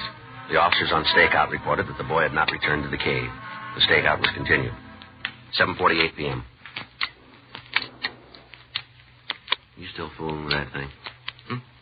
Oh, I wasn't even thinking, Joe. I just happened to reach in my pocket. Let me see. Did you get him in order yet? I wasn't trying, Joe. I told you I didn't even know I was fooling with it. You get it? I wasn't trying. Yeah. Juvenile Friday. Yeah. Uh-huh. What about? Okay. We'll be right over. Thank you. Kid walked into a grocery store, walked out without paying for his groceries. Sound like our boy? Store's on the corner of Green Street and Edgewood.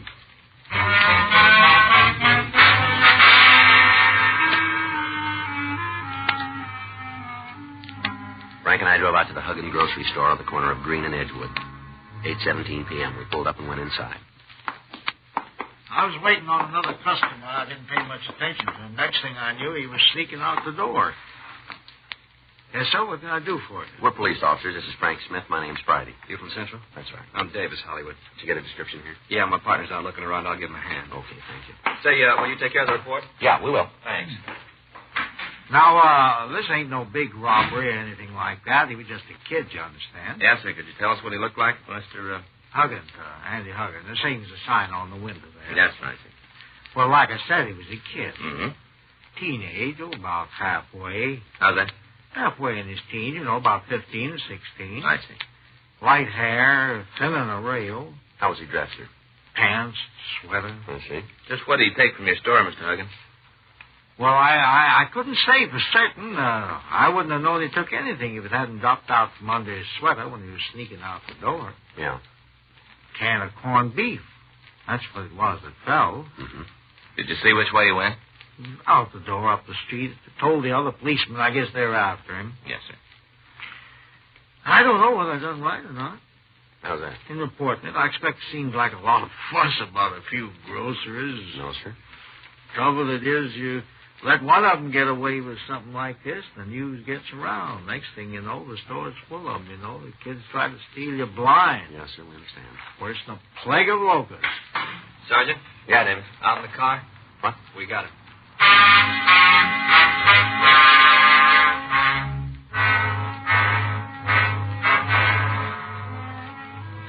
The patrol car officers had found the boy hiding in an alley a few blocks west of the grocery store. We transferred him to our vehicle and drove him down to Georgia Street. 9:46 p.m., we took him up to the interrogation room for questioning. Sit down, son. All right, now you want to tell us about it? About what? Well, let's start with your name. Huh? Well, Paul. Paul what? Jones. You sure about that, are you? I don't know my own name. Yeah, you should. Where do you live, Paul? San Diego. What are you doing in L.A.? Just looking around, that's all. Mm-hmm. What's your address, son? Huh? In San Diego. What's your address? I don't know. You know your name, but you don't know where you live. Tony moved to California a few weeks ago. You live with your folks? Sure. They have a telephone? Uh-huh. What's father's name? Bill. Bill Jones. How long you been in Los Angeles, son? Just today. Just today. Hitchhiked in this morning. Did you ever hear of a man named Carl Winderman? Who is he? Now, look, Pete, you're not doing yourself any good here. Did you hear what I said? My name's Paul. Why'd you steal that stuff from the grocery store, son? I don't know. What kind of an answer is that? You're in trouble, Pete. Serious trouble. Am I? All right, you won't tell us, we'll tell you. You didn't come to Los Angeles today. You've been here for a couple of weeks. You've been living in a cave up in the Hollywood Hills. Yeah? And this grocery store tonight isn't the first time you've gotten out of line. Why'd you take all those books, son? What books? Well, just shows you how much these college professors really know. Huh? Like that Dr. Winderman. He says you're a smart kid. You got a real good head on your shoulders. Well, he's a pretty poor judge of brains, isn't he? What, you know about it? Well, he's so far ahead of you guys. Thought you never heard of him. All right, now. now, Pete. Let's quit fooling around. Let's have it straight. All of it. What do you want? Your name isn't Paul Jones. Now, what is it? Siler. Pete Siler? Yeah. Where's your home? You found it. I didn't mean that cave. Your real home. I don't know. I used to live with my sis back in Philly. Well, what happened? She got married. Threw me out. What about your folks? They're dead. What the heck are you doing? That thing. It's just a puzzle. Oh. You're supposed to line up the numbers, 1 through 15. Yeah? Here, you want to try it? Is that all? Just line them up? Sure.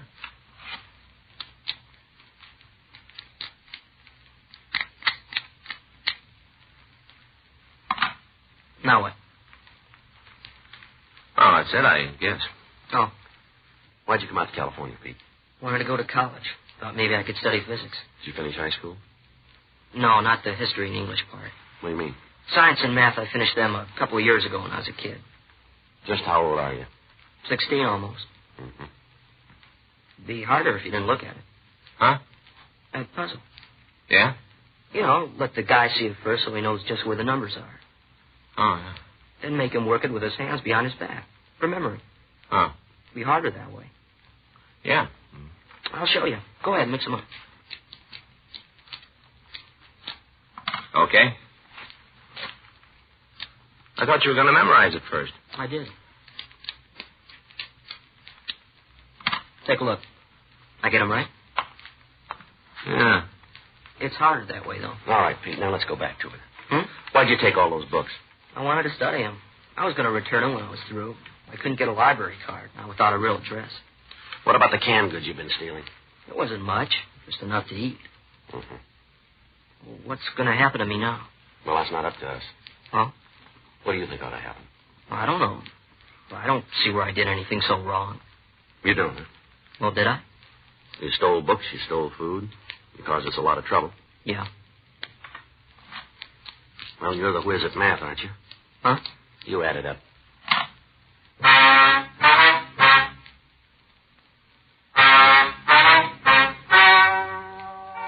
Ladies and gentlemen, the story you've just heard is true. The names were changed to protect the innocent. On April 16th, a hearing was held in juvenile court, the state of California, in and for the county of Los Angeles.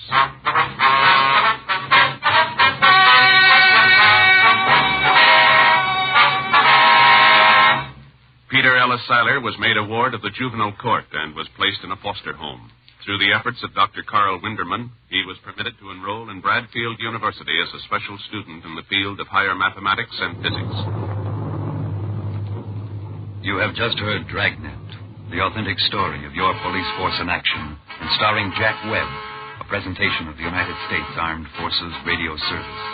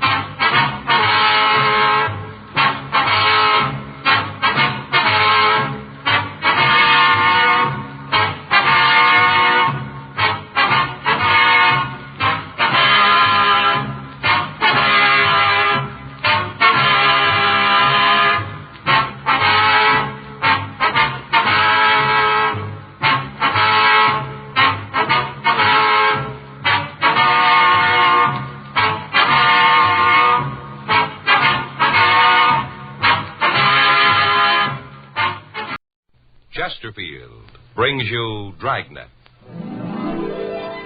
Put a smile in your smoking. By Chesterfield.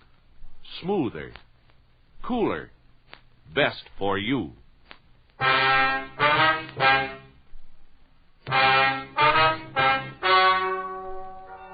Ladies and gentlemen, the story you are about to hear is true.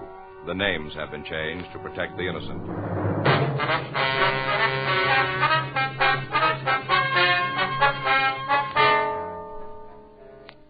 You're a detective sergeant. You're assigned to Internal Affairs Division.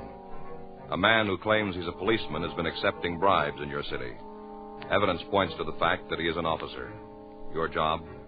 Check it out.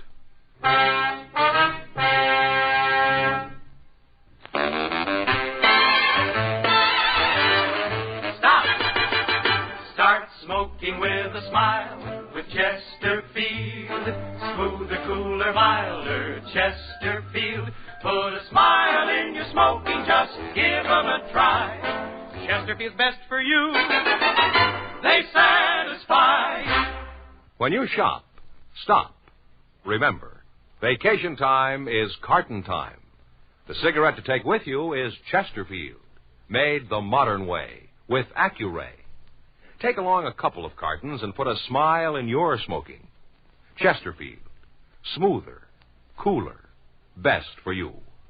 Remember, in the whole wide world, no cigarette satisfies like Chesterfield. Put a smile in your smoking, just give them a try. Chesterfield's best for you. They satisfy.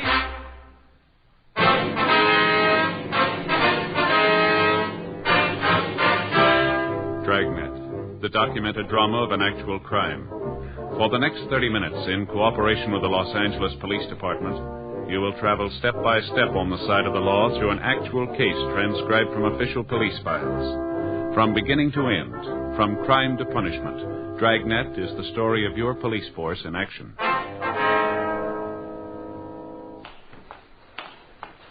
It was Monday, April 18th. It was cold in Los Angeles. We were working the day watch out of Internal Affairs Division. My partner is Frank Smith. The boss is Captain Fulton. My name's Friday. I was on my way into the office, and it was 7:58 a.m. when I got to room 36, squad room. Good morning. Hi. We keeping you up?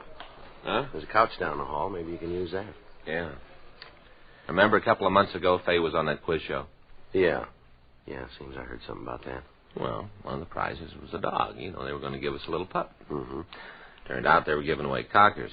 They're nice dogs, and thoroughbreds. Mm-hmm. Faye and me talked it over and decided we'd rather have one of those basset hounds. What are they? One of those dogs with a little short hind legs and long ears. You know, long face, basset hounds. Yeah. Mm-hmm. I see them in the magazines. You know, they got sad eyes, always look so sad. Yeah. Well, they're hard to get. We had to wait a while. I got the call Saturday. Pup was there. Mm-hmm. I went out and picked him up. Mm-hmm. Named him Hector. Yeah, that's it, Hector. Why? Why? Well, because the old expression kind of fit. Mm-hmm. Since Hector was a pup. Get it, Joe? Hector, see, still a pup. Old Hector the pup. I was up with him all night. Mm-hmm. He couldn't sleep. Kept whining. You still work here, don't you? I just stayed up and kind of hummed to him to comfort him. You still working here? Oh. Anything come in this morning? Yeah, there's a couple of mug shots over there from Sacramento. Thank you. Sure be glad to get to bed tonight. Excuse me. Yes, ma'am. Something we can do for you? Man down room 38, Bunko, told me to come here. Yes, ma'am. DeBetta, that's his name, said see you. Mm-hmm. Want to report something. All right, would you like to sit down? Thank you. Now, what can we do for you? I think it's been too long. What's that? Well, I paid for it over a month ago. I'm tired of waiting. You want to tell us about what you mean? Well, Henry should be home by now. It's been over a month. Who's Henry? My husband, Henry Farwell. When I gave the man the money, he said he'd get Henry out of jail right away. That's what he told me. What man? The man who came to see me. Oh, yes, ma'am, but who was he? A policeman.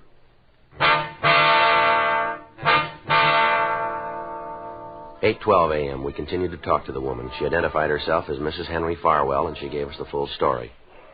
When did this man approach you, ma'am? Just a minute, Mr. Smith. I got it all written down. Ma'am? Got it right here in my bag. Yep, here it is. March 6th. That's when I met him. Where was that? What? Where'd you meet him? He come to the house, my house. Told me he wanted to talk to me about something. Said it was important. Mm-hmm. I didn't know him. There wasn't any reason he'd have anything important to talk to me about. But he said he knew the mister. You mean your husband? That's right, Henry Farwell. Is he in prison? Yes. Been there for 3.5 years. We don't like to ask this, Miss Farwell, but it's necessary. Burglary. That's what he was convicted for. Judge told him he'd go to jail for 5 years to life. Mm-hmm. Was this the first time he's been in jail? I thought so. First, I thought it was all a mistake. They was wrong about the mister. Yes, ma'am. They weren't. Came out in the trial. Seems he'd done the same thing before, twice before. I see. I didn't know about it when we got married. Didn't have any idea. Mm-hmm. The mister's my second husband. First one died 10 years ago. Woman my age gets lonely. So when Mr. Farwell asked me to marry him, I said yes. Then I found out about the stealing. And this man said he knew your husband, is that right? That's right. Told me they met several years ago. Uh-huh. Then he went on to tell me how the mister could get out.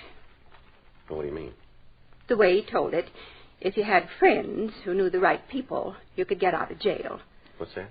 If the right people were paid, a man could get out of prison. Uh-huh. And he wanted you to give him some money? Not at first. When he came to the house at the beginning, he didn't even mention it, not at all. When did he bring it up? Oh, about a week later. Came over in the afternoon. I was out in the yard, and he said he'd met the people who were important, the ones who could get the mister out of prison. Did he say who these people were? No, just told me he'd met them. Mm-hmm. Now, what happened then? Well, on March 14th, he told me that it could be arranged for the mister to get out of jail. Tell me, did he tell you how this could be done? Well, from what he told me, he'd talk to the right people. That's the way he said it, the right people. I see.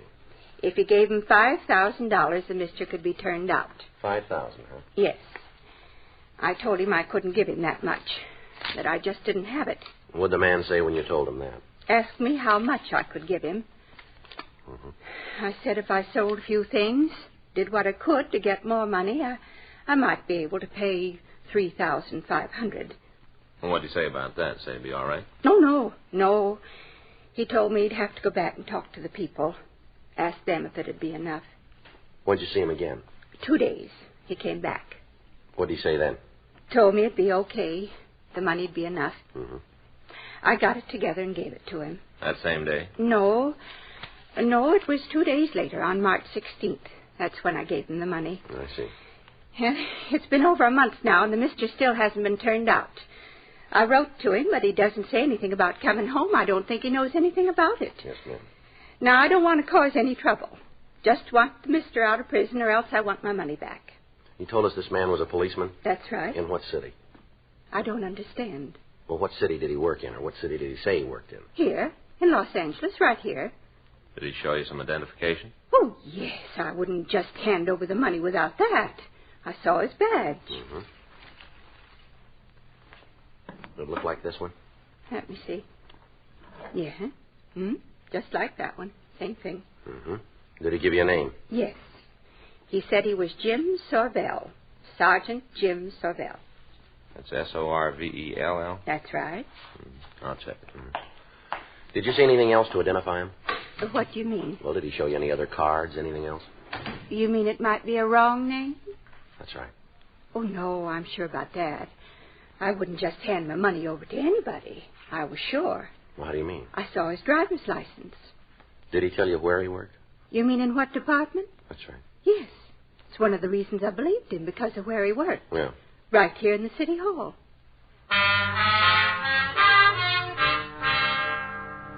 While I continued to talk to Mrs. Farwell, Frank put in a call to personnel. 3 minutes later, he called me out into the hall. Let me close the door. What do you got? Well, I checked the personnel records. Yeah, what'd you find out? Looks like she was telling the truth. What? There is a Jim Sarvell. City Hall? Well, closer than that. Huh? Auto theft detail.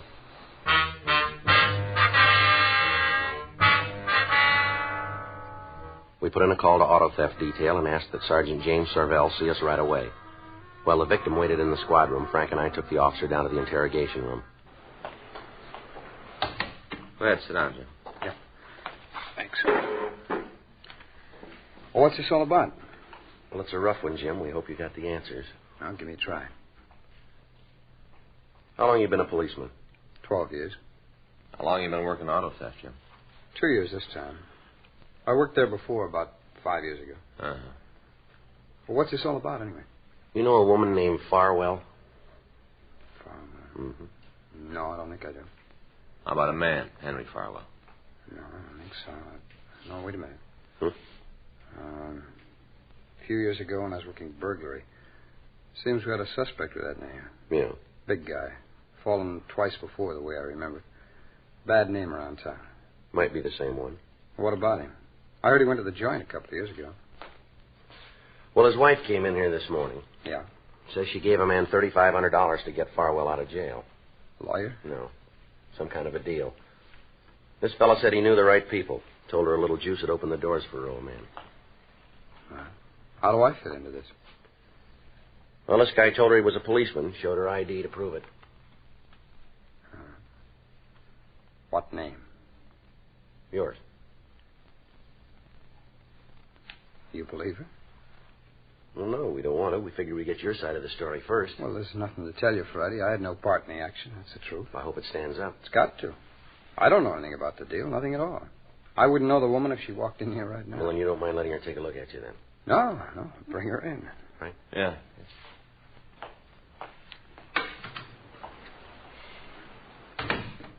How'd she happen to pick me? Told us the fellow that took her gave your name.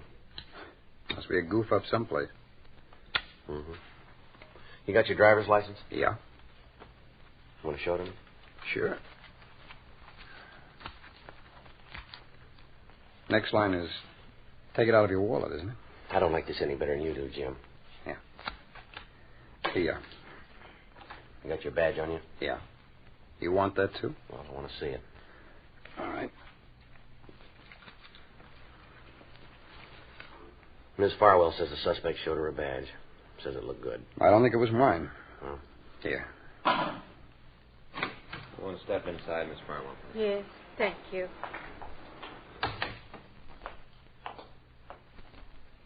All right, Miss Farwell, you know this man? Yeah? Seems I've seen him someplace before. Yes. Now be careful and look carefully. Do you know where you've seen him? I'm trying to think. Take your time, be sure. Yes, ma'am. Please be sure. Yeah, hair's a little shorter. Had a mustache before. But I can tell. I can tell for sure. What's that? He's the one that took my money.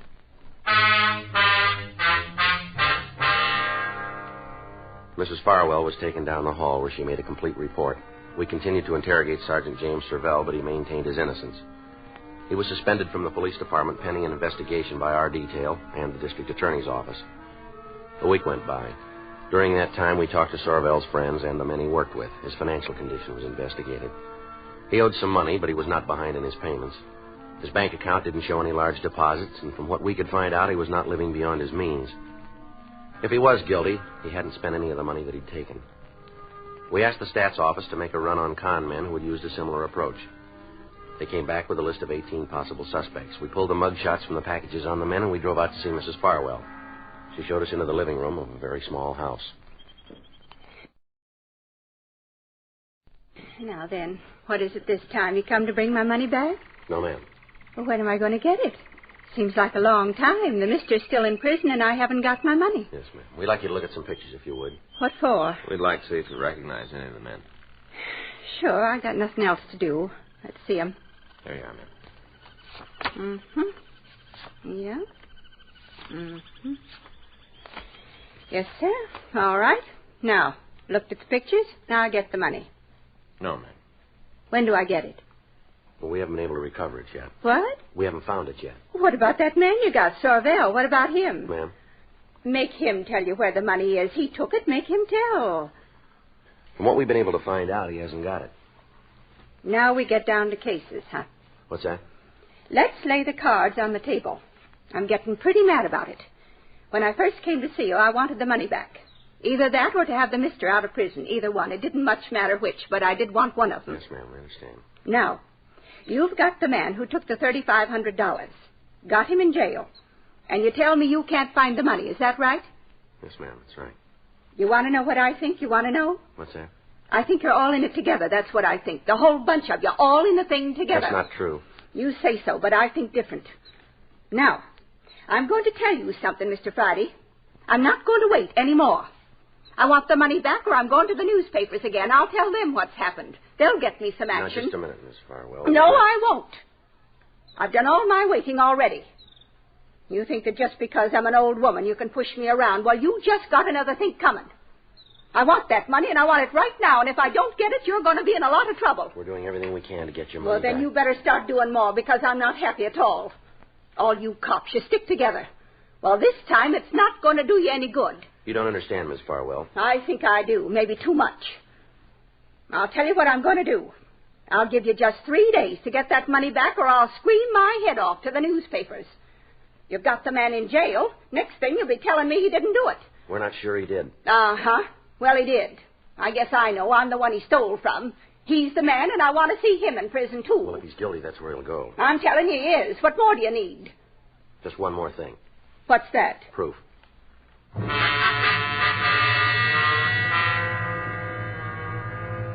Frank and I went back to the office and met with Captain Fulton. We laid out the results of our investigation. According to what the victim had told us, we had the right man in custody. But according to the evidence we'd found, it was a case of mistaken identity. 2 days later, on Thursday, April 28th, we got a call from a bartender out on Vermont Avenue. Frank and I drove out to see him. Hi. I'd like to see Vince Elkhart. I'm him. What do you want? Police officers. It's Frank Smith. My name's Friday. Oh, yeah? Want to come back here? We can talk. Yeah, fine. All right, what do you want to see us about? I know I'm letting myself in for a lot of trouble. Anything you guys can do to help me out, I'd appreciate it. But I ain't asking for no special treatment. Well, now, suppose you tell us what it is. Well, night before last, a couple of kids came in. They sat at the bar, ordered a drink. Mm-hmm. Well, they looked kind of young, so I asked to see their ID. Playing it safe, you know. Go ahead. Well, they showed me their driver's licenses. I checked them. Looked all right to me, so I served them. Yeah? Guess it made them kind of embarrassed. They only had one and then shoved off. Mm-hmm. They was no sooner out of the place when this guy came up. Told me he wanted to talk. What about? Said the 2 kids were underage, minors. That I'd served them and the beef was on. Well, who was he? That's why I called you. Maybe I was wrong serving the kids. Maybe I did make a mistake, but I sure ain't going to stand for no shakedown. Not a penny's worth. This man tried it, did he? Sure. Told me if I paid off, he'd forget what he saw. Well, who is he? Cop. Name of Jim Servell.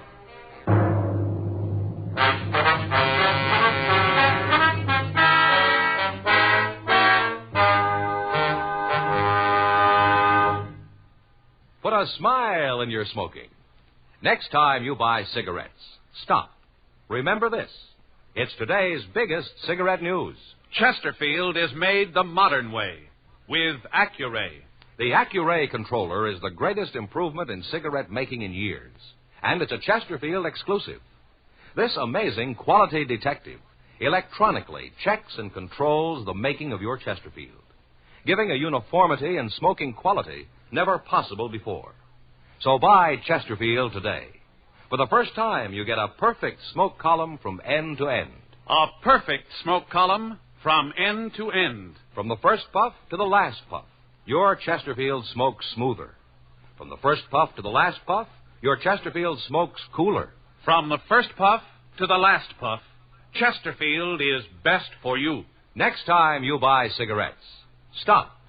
Remember, Chesterfield is made the modern way with Accuray. Put a smile in your smoking, just give them a try. Light up a Chesterfield, they satisfy.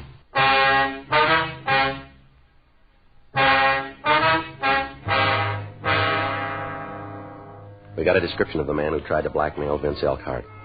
It matched Sergeant Jim Sorvell. While I continued to talk to Elkhart, Frank put in a call to the policeman and asked him to come over to the bar. It took him 12 minutes to get there. He was brought into the place and confronted by the bartender. Would you turn around? Sure. How's that? Uh-huh. Yeah. How about it? Isn't any doubt as far as I'm concerned. No. He's the wrong man.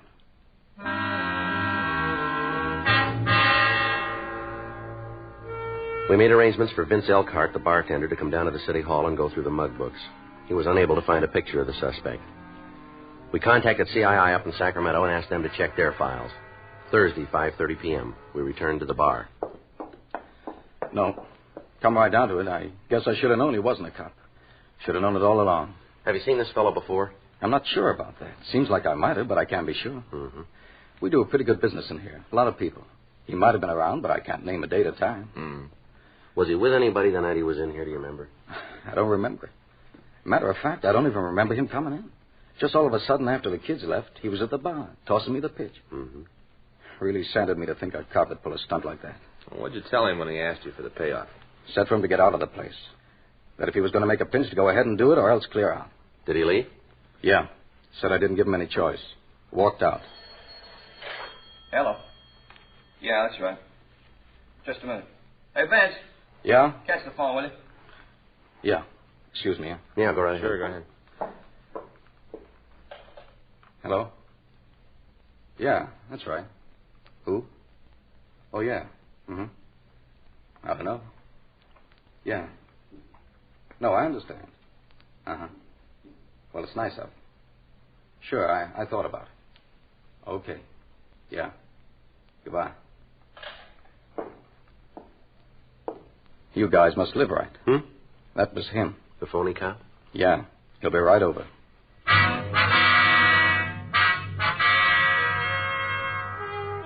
Frank and I took up positions in the back of the bar. 20 minutes later, the suspect walked in. Hi, Elkhart. Hello. Want to give me a Coke High? Sure. Looks like him. Mm-hmm. Well, it's sure been cold lately, huh? Yeah. Not doing much business. Slow night. Here's your drink. Thanks.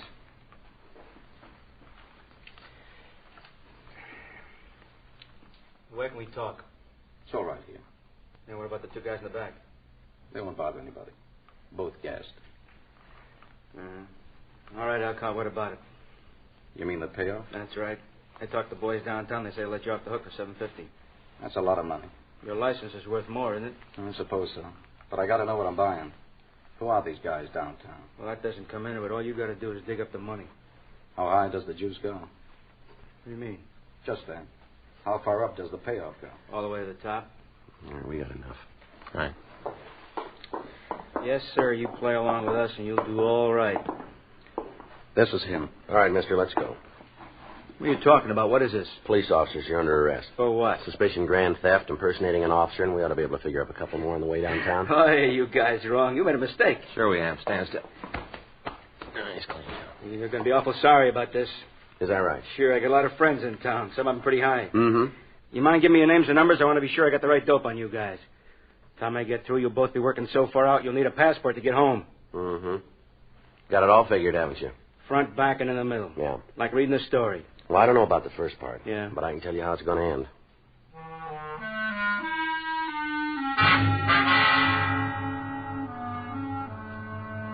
The suspect was taken down to the city hall. He refused to give us his name, and a thorough search of his person failed to turn up anything to aid in identifying him. His fingerprints were rolled, and while we waited for the results of the check, Frank and I talked to the suspect in the squad room. How long you figure you're going to be able to keep this thing up? I don't know what you're talking about. No, come off it. We've got you dead to rights, and you know it. News to me. Why don't you tell us who you are? I forgot. You know a man named Jim Sorvell? I don't think so. Well, according to that bartender, you said you were Sorvell. Oh, he's got a big mouth. Look, have you ever been arrested? I forgot. You better get your memory back. Why? I guess. ID, Smith. Yeah? Mm-hmm. Wait a minute. Toss me that pad, would you? Here you are. Thanks. All right. 46? Yeah. Yeah. Right. 52, huh? Okay. All right, thanks a lot. You better get in touch with those big friends of yours. I will when it's necessary. Well, time just came up. We got your record. Hmm? Full name, Charles Bobo Kiernan Offner. You've fallen twice in California, once for GTA, once for attempted robbery. There's an outstanding one from Eureka and 2 from out of state, all 3 on charges of extortion. Shall I read the rest of it? How about it? You don't have to. I'm in the box. Where's the badge and the driver's license? My place. Where's that? Hotel over on Grand. Where'd you get the badge? Bought it. Guy I know. It's one of the old ones. Mark doesn't know the difference. Yeah. How about the license? Made that up myself. Why'd you pick Sorvell? Looked like a good dodge. A cop who's going to cause trouble. Why him? Tagged a cleaning store out in Highland Park one night. Must be the place where the Sorville does business. Clerk thought I was him. We got to talking. Things just worked out. What about the prison deal? How'd you build that for yourself? Oh, I know a guy up at Q. He buddies up with a prisoner, gets all the information, and kites a letter out to me, and I pull the swindle. How many times you worked the deal? Collected 3. The last one was an old woman. What'd you take? $3,500. Just you and the guy up in the joints, that all there is? Yeah. You willing to make a statement? Sure. All right, we'll call a stenographer. Look, can you tell me something? What's that? The 2 out-of-state beefs, you think they'll extradite me? We don't call it. Why? I'd rather do my time here in California. It's nicer here. Yeah. Prettier. Lots of nice scenery in California. It's different. Well, I wouldn't worry. Hmm? You won't see much of it.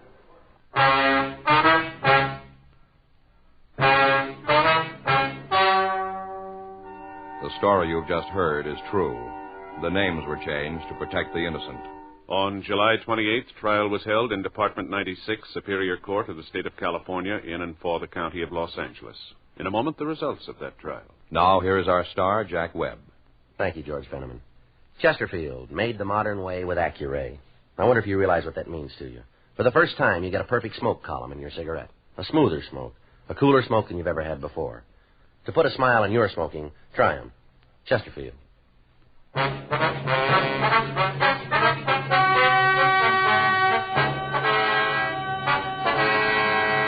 Charles Kiernan Offner was tried and convicted on grand theft money, 3 counts, and received sentence as prescribed by law. Grand theft money is punishable by imprisonment for a period of not less than 1, nor more than 10 years in the state penitentiary.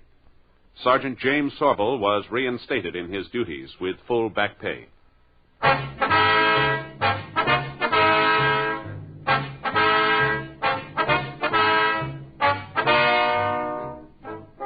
You have just heard Dragnet, a series of authentic cases from official files. Technical advice comes from the Office of Chief of Police W.H. Parker, Los Angeles Police Department. Technical advisors, Captain Jack Donahoe, Sergeant Marty Wynn, Sergeant Vance Frazier.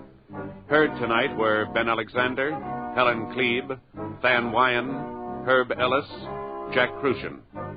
Script by John Robinson. Music by Walter Schumann. Hal Gibney speaking.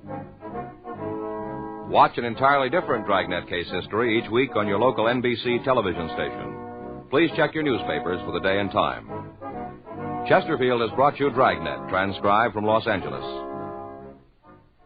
This is it, L&M Filters. It stands out from all the rest. Miracle tip, much more flavor. L&M's got everything. It's the best. Yes, L&M's got everything. Superior taste, superior tobaccos, superior filter. It's the miracle tip, pure and white. Buy L&M, America's best filter tip cigarette. Hear Dragnet next week, same time, same station.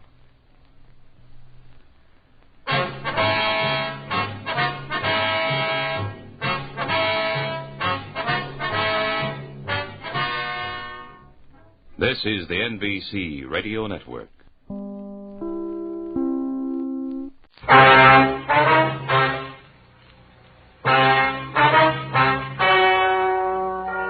Ladies and gentlemen, the story you are about to hear is true. The names have been changed to protect the innocent.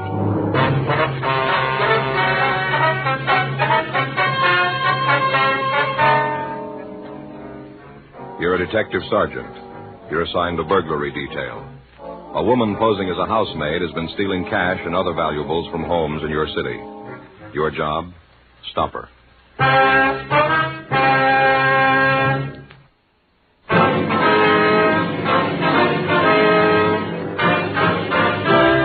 Dragnet, the documented drama of an actual crime. For the next 30 minutes, in cooperation with the Los Angeles Police Department, you will travel step by step on the side of the law through an actual case transcribed from official police files. From beginning to end, from crime to punishment, Dragnet is the story of your police force in action.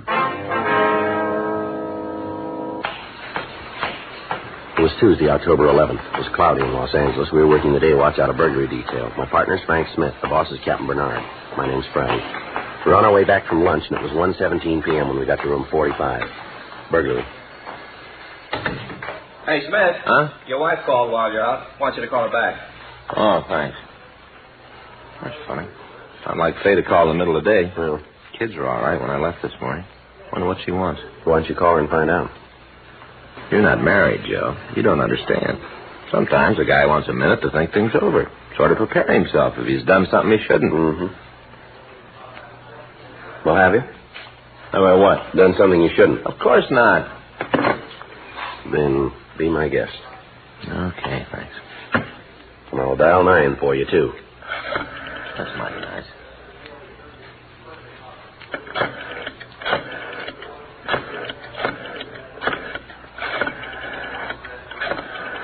Funny, I know the kids are all right. Smart. Hi, honey. Yeah, I just told him. Oh, we're out to lunch. Why? Something wrong? Oh. What did happen? I see. Does she know who? She reported? Why not? All right. Well, what'd you tell him? I guess we could. Yeah. Sure. This afternoon, I guess. Yeah, Joseph. Well, it'll be about 7:30, I guess. All right, honey. Thanks for telling me. If anything comes up, I'll call you. Yeah, bye. Nice old lady like that. What's that? I don't think you ever met her, Joe. Her name's Mrs. Vesper. No, it doesn't sound familiar. She used to live next door to us when I was a kid. Mm-hmm. Known me since, well, ever since I can remember. Yeah. She's alone now. Faye calls her up every once in a while, see if she's all right. Mm-hmm. Called her this morning. Yeah. Mrs. Vesper says she had some money stolen, some jewelry. Happened yesterday. Didn't she report it? Faye doesn't seem to think so. Wants me to talk to her. All right, let's go. Well? Joe? Yeah? You got to promise me something. You got to give me your word right here. Mm-hmm. I don't want you to kid me afterwards about the way she treats me. Miss Vesper? Yeah. I told you she's known me all my life. Yeah.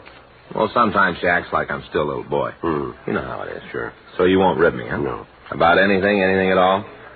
Well, what are you getting at? Well, she doesn't think I ought to be on the force for one thing. I might as well tell you about it. If I don't, she will. Yeah. She always claims I should have taken up something else. Like what?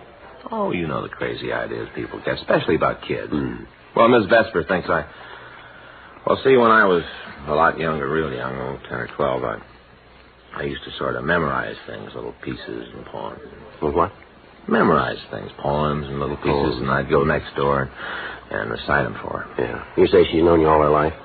Yeah, practically, I guess. Well, it'll be true if we don't get out there. Well, she got a real kick out of them poems, and I wasn't much good, but she was prejudiced because she liked me, you know. Mm-hmm. Want to go? Want to go? Yeah, but I just want to explain this. That she thinks I should have kept at it. Made it my career. Reciting poems? No, not exactly reciting, Joe. I didn't just recite them. You wrote them, too? Yeah.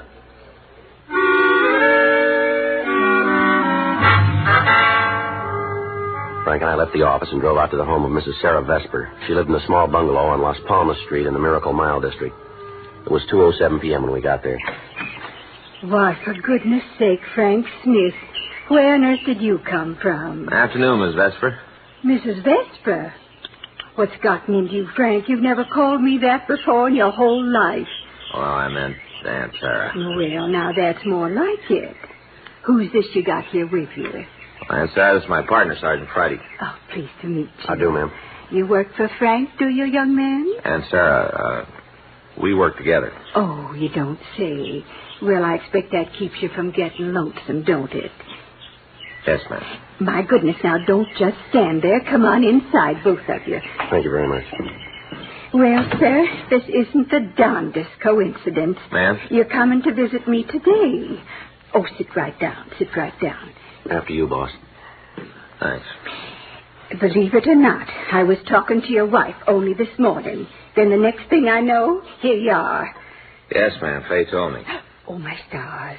What's the matter, Aunt Sarah? Oh, I just remembered. That's why you're here, ain't it? On account of what I said to Faye. Yeah, sir. I should never have mentioned it to her. I don't know what's the matter with me. I must be losing my mind or something. I just keep forgetting that you're a policeman. Oh. Well, you oughtn't to have been one in the first place. Now, if you'd just taken my advice. Aunt Sarah. Oh, now, don't misunderstand me, please. I'm not criticizing the police. Well, we certainly couldn't get along without him, and I'd be the first to say so, but some people have a talent for one thing, and some people are talented in a different direction. Isn't that right, Mr. Friday? Yes, ma'am. You take Frank here. He had a real talent for making up verses, even when he was just a little tyke. I bet you didn't know that, did you? Well, I heard a little something about it. A real talent, that's what it was. Mm-hmm. Well, I remember some of his poems till my dying day. They rhymed and everything. Is that right? Say, Aunt Sarah, would you tell us about... That one about the rainbow. That was one of his very best. Did he ever do it for you, Mr. Friday? No, I don't think he did. Oh, it gave you such a beautiful picture. Just like an artist had painted it, only with words. You know what I mean? Well, I'm not sure I do. Go ahead, Frank. Say it for Mr. Friday. Oh, please, Aunt Sarah. Now I know he'd like to hear it, wouldn't you, Mr. Friday? I sure would. All right, Frank. The one about the rainbow. I don't remember it, Aunt Sarah. Oh, now you're just being modest. No. Yes, you are, Frank. Joe. No, really, I don't, Aunt Sarah. I don't remember. Not a word, honest. Seems funny you'd forget a thing like that. I mean, when you made it up yourself. Well, it's been a long time. Hasn't been any longer for you than it has for me, and I can still remember it, just as clear as the first time I heard it. What? Rainbow, rainbow, up so high. That's how it begun, Mr. Friday. Mm-hmm. Love to hear it, Frank. Rainbow, rainbow, up so high, blue and red and yellow and brown, like an arch across the sky. Won't you ever tumble down? Where did it go from there, Frank? The next verse, what was it? I'm sorry, Aunt Sarah, but we haven't got much time. Oh, well, anyway, that gives you an idea of Frank's talent. Yes, ma'am, it sure does. Oh, come on. Aunt Sarah, would you just tell us about the things that were stolen from you? Miss Vesper. Well, I suppose I should have got in touch with the police. Yes, ma'am, you should have. Well, I didn't see where that would help matters none. Just like closing the barn door after the horse had been stolen, and besides, I didn't want to hurt Barbara's feelings. Barbara? My niece. Oh, I see. You remember Barbara, Frank? Hmm? Oh, sure. You played out in the backyard with her the whole summer she was visiting me. Kind of a scrawny girl. Oh. Of course, she's filled out now. You just wouldn't recognize her. Has 2 children of her own. Nice home out in Westwood. Yes, ma'am. What's your niece got to do with all this, Miss Vesper? Oh, she's the one who sent her. Ma'am? The cleaning woman. Well, did you know your niece was sending this woman over? No. I guess it was supposed to be kind of a surprise. Oh? Anyway, she just come up to the door yesterday morning, long about 9:30, announced that she was ready to go to work. I see. First, I didn't know what she was getting at. Then she explained about Barbara hiring her to give me a hand. Of course, I don't need nobody. Little place like this, no trouble at all. Yes, ma'am. But I didn't want to hurt Barbara's feelings, so I told her to come on in. Figured maybe she could help out some of the heavy work, turning the mattresses and moving furniture. Sure. What was the woman's name, Aunt Sarah? Margaret. That's what she told me, Margaret. Do you know her last name? No, don't think she even mentioned it. All right, what happened next? Well, we did the cleaning. Not that she was much of a housekeeper. Practically had to go over the whole place after she left. About how long did she stay, you remember? Half day. That's what she said Barbara had hired her for. Must have been about, 10 after 1 when she went. Didn't even give me a full 4 hours. Mm-hmm. Insisted on my fixing her some lunch, too. I tell you, that woman sure had her share of gall, eating my sandwiches at the same time she was robbing me. Wonder she didn't ask for car fare. Mm-hmm. Well, just what was it she stole? My cash money. Cleaned out every pocketbook in the dresser. Found the bills I had hid under the dresser scarf, too. Yes, ma'am. How soon did you find out that these things were gone? A little while after she left, when I went to straighten up the mess she'd made. And you still haven't talked to your niece about all this? I told you I didn't want to get her all upset. Mm-hmm. I suppose she will think it's funny I haven't called to thank her. I wonder if you'd mind calling her now. You mean right now? Yes, ma'am. And do I have to? Well, we'd like to get this cleaning woman's name and address. You don't have to say why you're calling, Aunt Sarah. Oh, she's bound to know something's wrong. Barbara's no fool. Well, if you won't talk to her, we will. We can find out where she lives. Huh. Guess I was wrong about you, Frank Smith. Ma'am? Guess you're turning into a policeman after all. Like looking a gift horse in the teeth, that's what it is. Barbara's going to think you don't appreciate all she's done for me. You wait there. I'll be right back. Yes, ma'am. All right, go ahead and say it. Go on, get it over with. Ride me about the poem. I saw you smirking. I'd rather you did that than just sit there with that silly smirk on your face. I suppose you never made up any poems when you were a kid, huh? Oh, I might have. I'll bet. Blue and red and brown, like an arch up in the sky. When will you tumble down? Is that it? Oh, Joe. Of course, I wasn't a real talented poet. Yeah.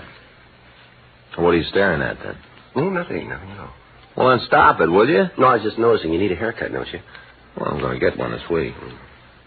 You're not letting it grow long, then. Why would I let... Joe, so help me if we ever get out of here. Just slipped out. I won't say another word, I promise. Or look either, huh? All right, I won't even look. Good. Well, now that isn't the strangest thing. Did you get hold of your niece, Miss Vesper? Oh, yes. I talked to her, but I don't understand it. Simply don't understand it. What's that? A cleaning woman. What about her? Barbara didn't have anything to do with it. Oh? She's never even heard of her.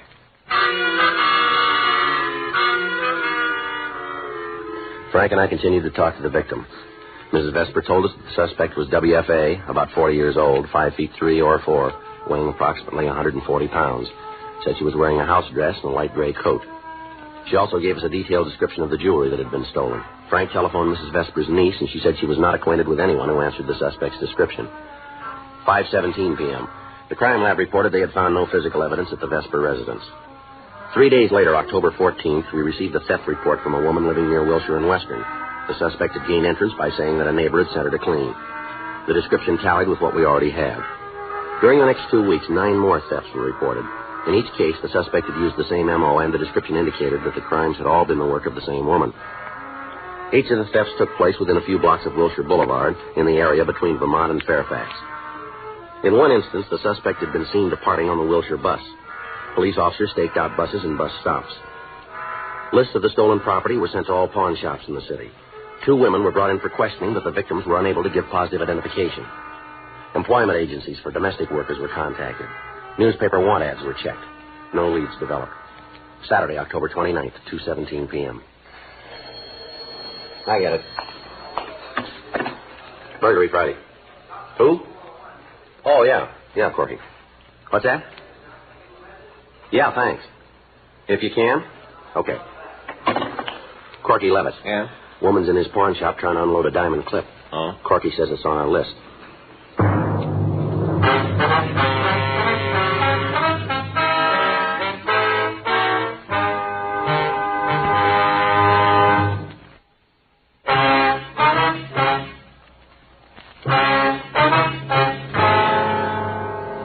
We left the office and drove down to Corky Levitt's pawn shop on South Main. Over the phone, Corky had said he would stall the woman as long as he could. It was 2:28 p.m. when we got to his place. The woman was still there. You make up your mind, Buster, give me some dough on the thing or hand it back. I'll take it someplace else. Let's have a look at it, Corky. Sure. Hey, what is this? Police officers. Huh? All right, let's go. Take your hands off me or I'll I clap. said let's go. Thanks, Corky. Sure, you bet. Yeah, thanks a lot.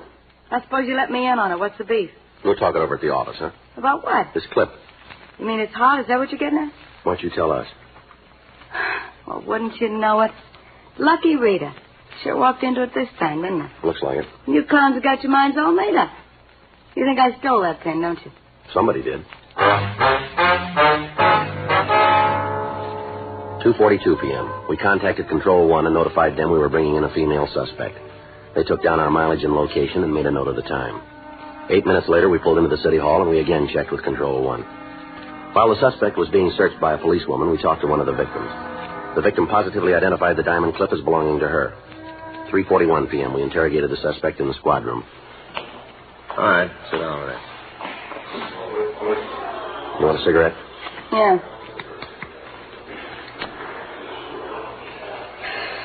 All right, now suppose you tell us about it.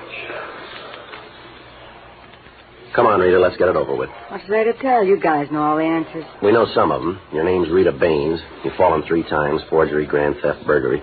You made 2 trips to the Tehachapi and 1 to Corona. So you looked up my record. Big deal. Now, let's talk about this diamond clip, huh? Okay. Pretty, ain't it? Where'd you get it, Rita? Didn't I steal it? Isn't that why you brought me up here? It's a difference. You wouldn't believe me no matter what I told you. Why don't you try the truth? Okay. It was a gift. Yeah. Yeah. Lady gave it to me. Who was she? I don't know. Never saw her before in my life. Sure. I was riding the bus yesterday afternoon. She was sitting next to me. Mm-hmm. Had that pin on. Asked me if I liked it. You bet. I said, sure. She took it off, said I could have it. Just handed it right over, just like that. Yeah. Mm-hmm. What'd she look like, Rita? I don't know.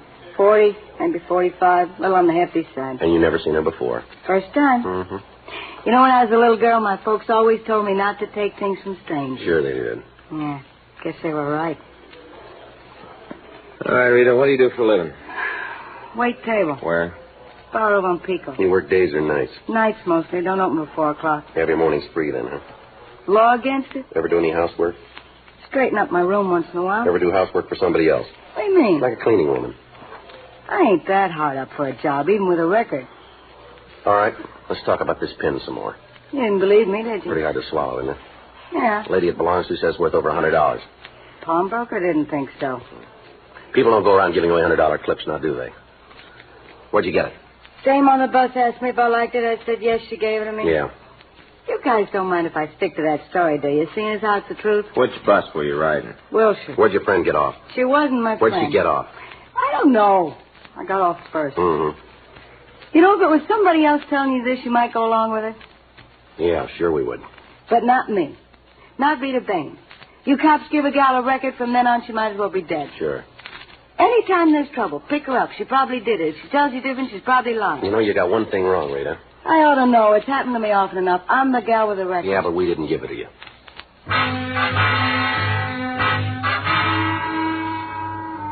Frank and I continued to question the suspect, but she refused to change her story. 8:42 p.m. A special show-up was held for several of the burglary victims. None of them identified Rita Baines. 9:06 p.m. She was released from custody, and we went back to the office. Well, if she didn't take that clip, she knows who did. Maybe. Yeah, stands to reason, Joe. Nobody's going to go to all the trouble of stealing this stuff and then give it away. Burglary Friday. Yes, ma'am. What's that? I see. Mm-hmm. Yes, we would. What's your address? All right, thank you very much. Just a few minutes. Goodbye. Well, here we go again. Another burglary? Mm-mm. Another piece of free jewelry.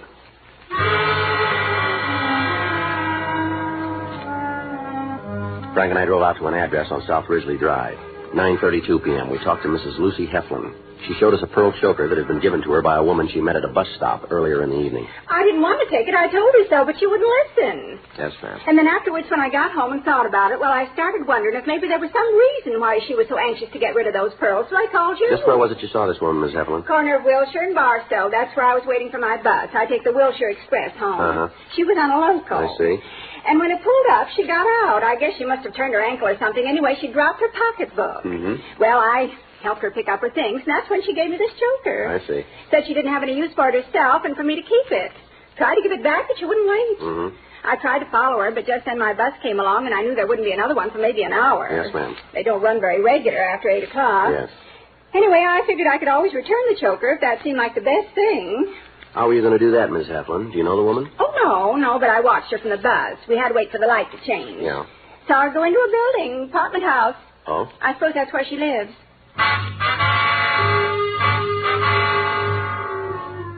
Miss Heflin told us that the woman had entered an apartment house on Barstow Street, 2 doors from the Wilshire corner. We asked her to describe the suspect, and her description tallied with what we already had. 10:15 p.m. We drove over to the Barstow Avenue address and talked to the manager of the apartment. He told us that a woman answering the suspect's description lived on the 2nd floor, apartment 7. He said that her name was Edna Landon. Frank and I went upstairs to talk to her. Well, this must be it.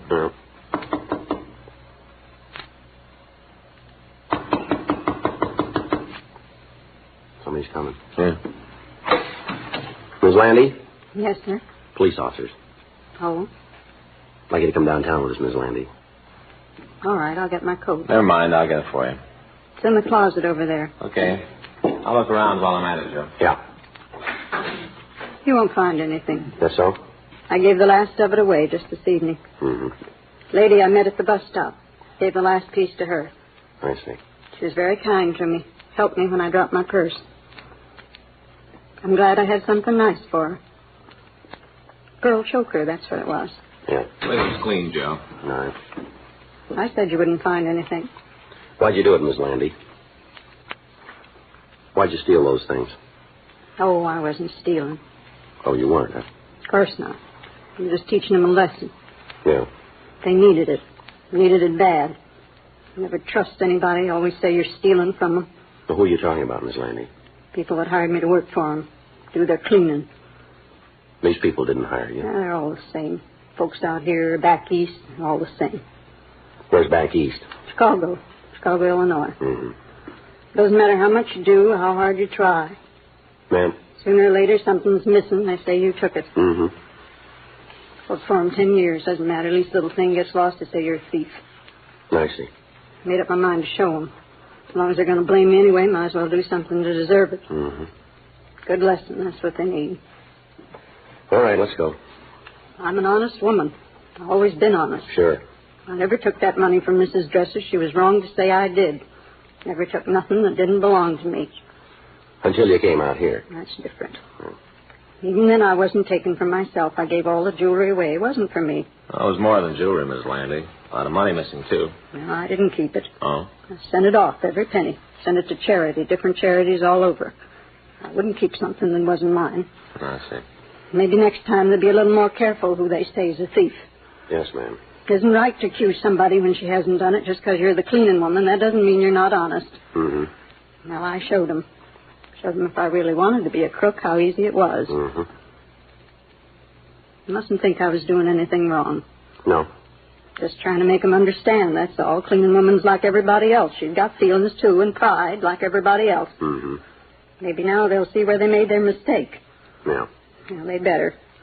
I won't stand for being called a liar and a thief, not anymore. Folks better treat me a whole lot different from here on in. Well, that's right, Miss Landy. What? They will.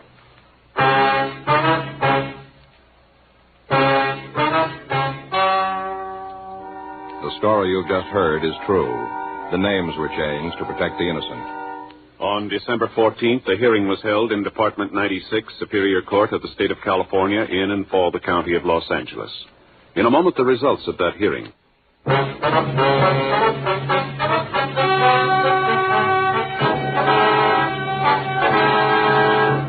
Edna Foster Landy was examined by 3 psychiatrists appointed by the court and was found to be mentally incompetent.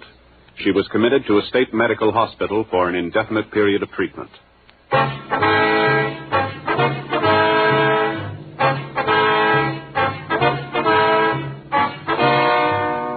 You have just heard Dragnet, a series of authentic cases from official files. Technical advice comes from the Office of Chief of Police W.H. Parker, Los Angeles Police Department.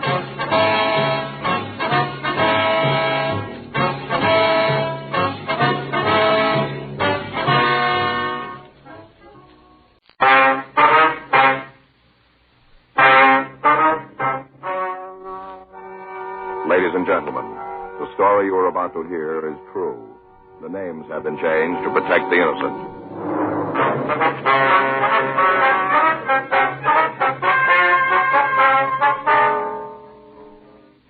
You're a detective sergeant. You're assigned to burglary detail. You get a call from a citizen that a burglary is in progress. You know the exact location. Your job, stop it.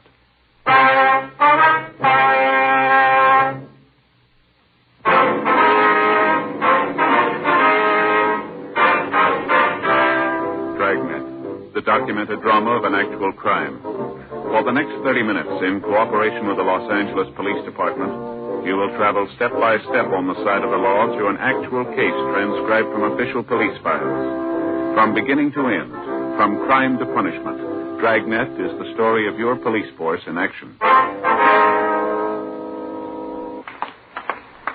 It was Tuesday, June 14th. It was warm in Los Angeles. We were working the night watch out of burglary detail. My partner's Frank Smith. The boss is Captain Bernard. My name's Friday. We were on our way back from a show-up, and it was 11:47 p.m. when we got to room 45. Burglary squad room. You want to get started on the report? Yeah, all right. Well, sure be glad to get home. I'm tired. Sure. Thanks. You seen the new building yet? What? Seen the new building yet? Yeah, part of it. Yeah, sure is great. They thought of just about everything.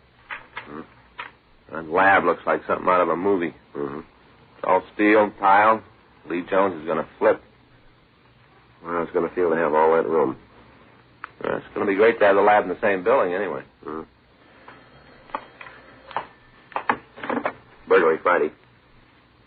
Yeah, that's right. What's that address? No, don't try to stop him. No, right. Goodbye. Get your coat. Huh? It's a burglary. Yeah. The guy's there now. Frank and I left the city hall, code 3. A few blocks from the place, we cut off the red light and siren. The address was a large drugstore located at the corner of Olive and Santee Streets. We parked the car in the middle of the block and walked the rest of the way. The store was dark when we arrived, but the front window had been smashed and the sidewalk was covered with broken glass. Stay waiting here. Don't go messing things up. We're police officers.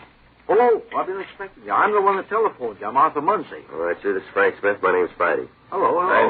Hello. Took you long enough to get here. The thief's gone. Where'd he go? He just took off, that's all. Took off. Which way? Down there. There, right down the street. Do you have a car? I don't know. I didn't see one. Well, if he did, he didn't drive it. He ran away. Down the street, you see? See? That way. Now, how long ago did he leave? Right after I called you. I come back here to keep an eye on him. He crashed through the window and took off. Running just as fast as he could. Down that way. The street. What did he look like? Can you tell us? Sure. I got a good look at him.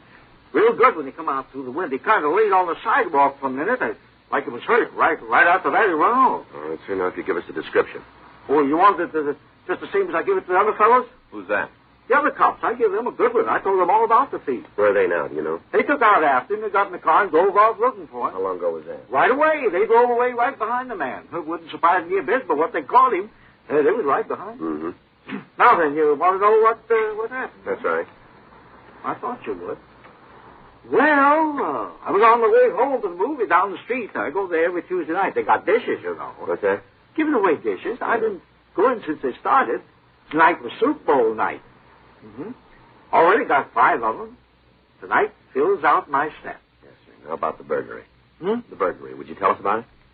Oh, yes. Well, because I get to talk and the back gets loose. You gotta stay on the track. Yes, sir. Well, then. Now, where was I? You were on the way home from the movie. Oh, yeah. Well, I was just walking along. I got here by the drugstore and I heard this noise. First off, it kind of scared me. I didn't expect it, you know. Yes, sir. What was it? The noise? That's right. Glass. A whole lot of glass being broken. I turned around and right away I knew it come from the drugstore. So I went over to take a look. Yeah. What do you think I saw? I wouldn't know, sir. Would I take a guess? Look, mister, why don't you just tell us? This fella was laying right on the floor, right in the middle of the floor, and glass all over. I guess he fell on one of the showcases. He sure broke it all up. Just laying there, not moving at all. Then, all of a sudden, quick like, he jumped up, and that's when he saw me, standing there looking right at him. He saw me. Yes, sir. Right off. I knew he didn't have no right in the store. I knew it right away. You know how I knew? Yes, sir, I have an idea. You? No, I don't have an idea. Well, then, the light wasn't on. No, sir, there wasn't any light on. So I knew he was a thief. That's when I went to call you. Use the phone booth there, see? Right across the street. Able to keep my eye on the place all the time. Yeah. Come back here to make sure he didn't get out. And first, I thought the guy was gone. I couldn't see him at all. Yeah, then he came out from behind the counter back in the back of the place. And I could see he was hurt. Something was wrong with his arm. He held it kind of like this. See? Like there was something wrong? Yes, sir. He was trapped. No way to get out. With his arm hurt, he couldn't climb out. So what do you think he did? Well, I wouldn't know.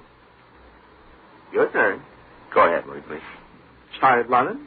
Come right at the window. Running as fast as he could. Crash right through it. Broke clean through it. Landed here on the sidewalk. There, see? Right on the sidewalk. Glass all around it. Mm-hmm. Laid there for a minute, and then he got up and took off down the street. He was hurt, though, bad. I could see where he'd hit his head on the window, all cut up. Would you know the man if you saw him? Oh, you bet I would. I'd know him any place. We'd like to have you come downtown, look at some pictures. Sure. Anything I can do, you just name it. All right. I'd have scored a settle with that guy myself. I want to see you get it. Yeah, so we understand. He'll be ashamed of himself. Whole thing's his fault. Never would have happened if it hadn't come crashing out that window. What's that? My personal reason for wanting to see you get him. He made me drop my soup bowl.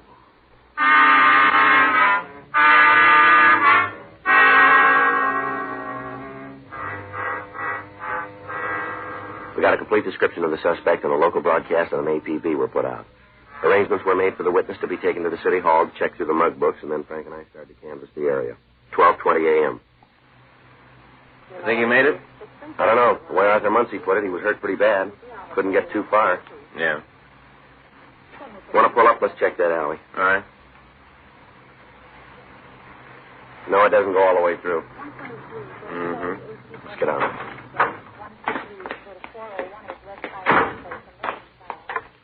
I'll cover the far side. Good.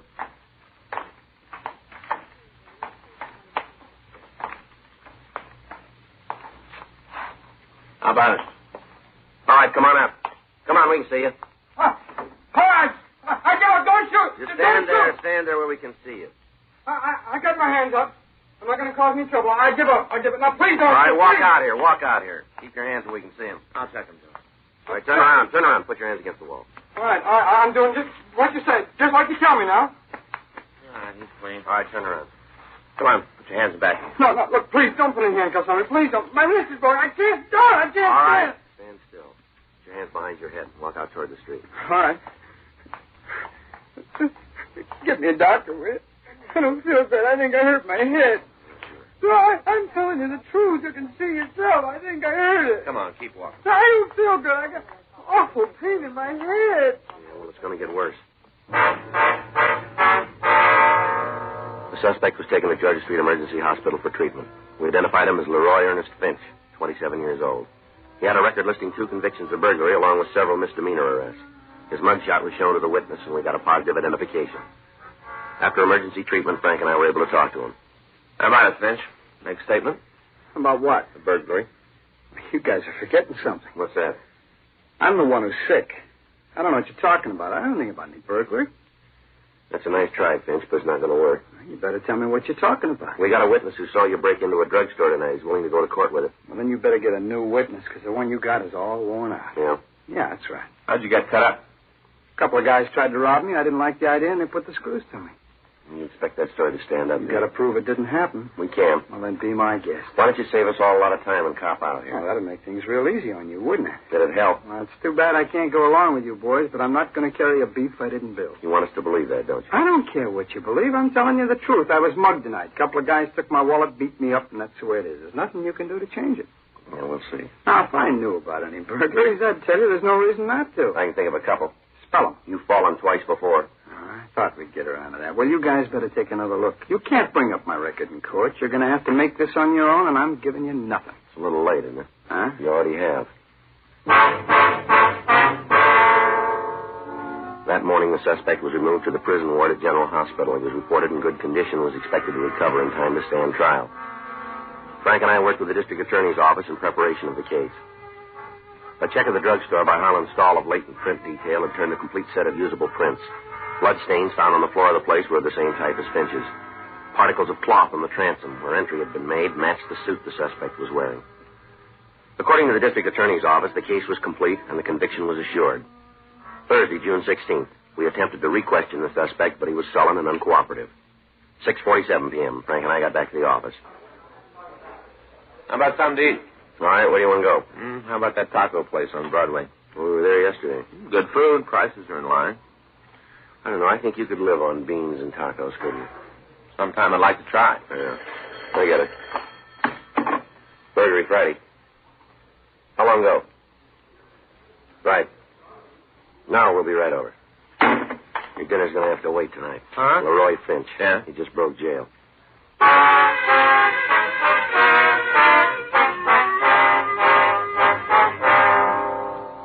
left the office and drove over to General Hospital. An immediate warning had gone out to all officers in the city carrying Finch's description. As far as we knew, he was still wearing hospital clothes and wouldn't be too difficult to spot. We went up to the 13th floor and met with a guard who had been on duty. I see you went out this way. 13 floors to the street. Not easy to believe. How do you make it? Well, near as we can figure, he tore the bed sheets into strips, braided them together, worked at one of the bars until he could slip through. He must have looped the sheets around the other bars and lowered himself. How far could he go that way? 2 stories. After that, he must have rested on the ledge while he pulled the sheets down after him. Kept going until he got to the street. Anybody see him on the way down, do you know? We're checking now. Not likely. If there had been anyone, they'd let us know. Sure hate to see that guy on the loose. The way he talked, he's going to cause a lot of trouble. Any chance he had help getting out? No, he's the only one in the room. Didn't have any visitors. Door was locked. You mention any friends in town? Anybody he might go to? No, about the only thing he talked about was the beef against him. All the time saying that he was going to beat it. How he was going to blow your case sky high. He was sure of himself. Said you'd never get him into court. He didn't have a chance. It looks like he might have been right. It isn't going to change. He hasn't beat it. He just postponed it. For the rest of the night, the area was subjected to an intense search. All people in the vicinity were questioned. Cars going into and out of the blockaded section were checked. At 7:30 the next morning, a search was called off. Apparently, Leroy Finch had made good his escape before the warning had been sounded. For the next 2 days, Frank and I checked everybody listed in his package. Friends and relatives were placed under surveillance. All known associates and places he was known to frequent were checked.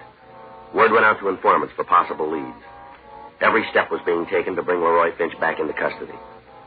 Sunday, June 19th, we got word that Finch had been seeing a woman just before his arrest. Her name didn't appear in any of the reports. Frank and I drove out to see her. I guess this is it. Well, what about the back? Oh, this is the only entrance. All right. I'll get the door. Okay.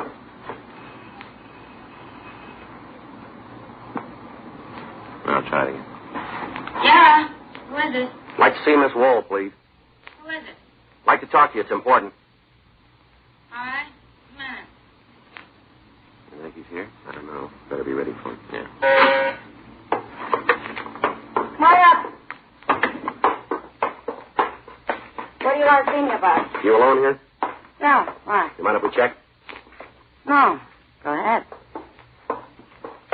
Come on in the living room. What you looking for? We're police officers. You know a man named Leroy Finch? Yeah. Okay, Joe. I could have told you that going in. All right. Sit down. I'll just have some coffee. Looking at the Sunday Funny. Yeah. You gotta excuse the way the place looks. I wasn't expecting company. It's all right. Want you a cup of coffee? No, thanks. How about you? All right. What do you want to know about Roy? When'd you see him last? Oh, let me think. This was a week, 10 days ago. Not since, huh? Uh-uh. You heard from him at all? No. What's this all about? What's Roy done? It's all been in the papers. Outside of the funnies, I could pin it blank. What's he done? We want to talk to him. Oh, like that, huh? That's right. What do you know about him? Nice guy. Good spender. We've been out a couple of times. Dinner, dancing, nothing special. Dresses good. Looks nice.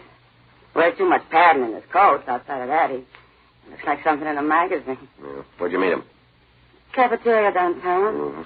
I was in there eating one night. The place was pretty crowded. And he came over and asked if it'd be okay if he sat at my table. I told him, yeah. Finished eating, and we went out and had a couple of drinks. How long ago was that?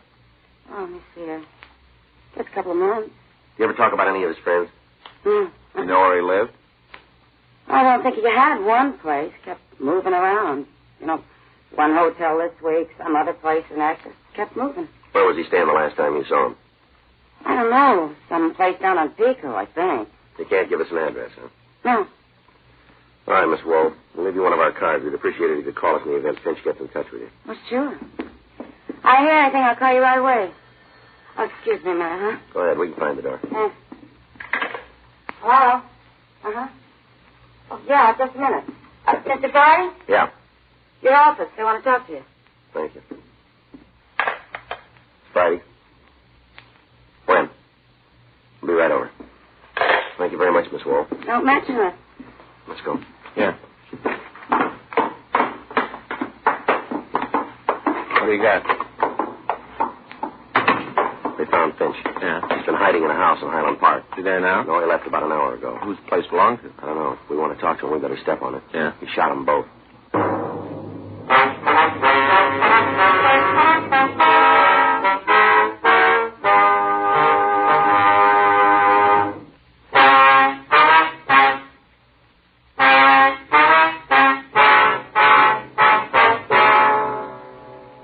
Immediately for George Street Receiving Hospital, where the latest victims had been taken. We talked to the doctor in attendance. He identified the couple as Mr. and Mrs. Fred Gilner. He went on to say that both of them had suffered serious gunshot wounds. Mrs. Gilner had been hit in the left shoulder and in the neck, while her husband had been shot in the arm and chest. The man was on the operating table at the time, but the doctor said we could talk to the woman briefly. Frank and I went into the treatment room. Mrs. Gilner. Mrs. Gilner? Yes, We're police officers, ma'am. I'd like to talk to you if you feel up to it. I guess so. I guess it's all right. We'd like you to look at a picture and see if it's the man who shot you. Where is it? Right here. I'll hold it for you. This the man? Hard to see it. Do the best you can, please. Yes. That's him. He's the one. Can you tell us what happened? How's Fred? Have you heard how my husband is? We don't know yet, ma'am. Shot Fred, too, you know. Shot us both. Now, can you tell us what happened? Came into the house last Thursday night. Came in. Yes, ma'am. Tried to rob us. Fred surprised him in the closet. Guess he was trying to steal some clothes. It was Thursday? Yes, at night. All right. You can go on, please. Had Fred's gun. Must have found it in the bureau. Had it pointed right at us. Kept waving it around. Yes, ma'am. Made us stay in the house. 3 days. Kept us prisoner. 3 days with the gun. Mm-hmm. Then tonight, Fred tried to get the gun away from me. There was a fight. Terrible fight. Him and Fred. Fight. Do you want to stop, Miss Gilner? No, not much more. He shot Fred. Cold blood. Shot him. Then me. Kept us prisoner and then shot him. Awful thing. Shot. All right, Miss Gilner. We'll do what we can. Yeah. It's the best thing, rest. The best thing.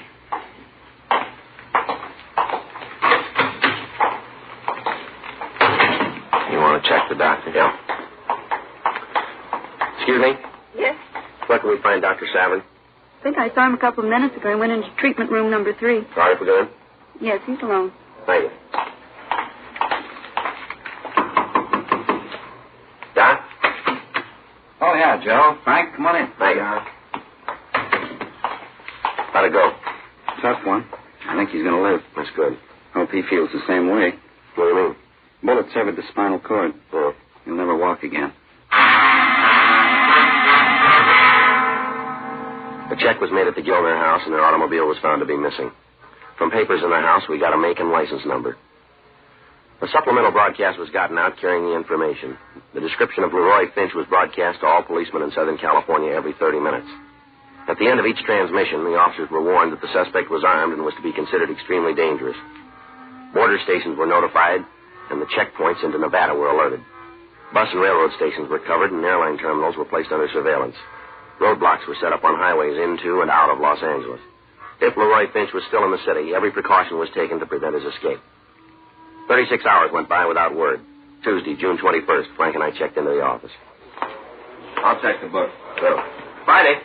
Yeah. I was trying to reach you guys. Where you been? We just got back from 77. What's the matter? We better check with the skipper. Huh? That car Finch was driving? Yeah. They just found it.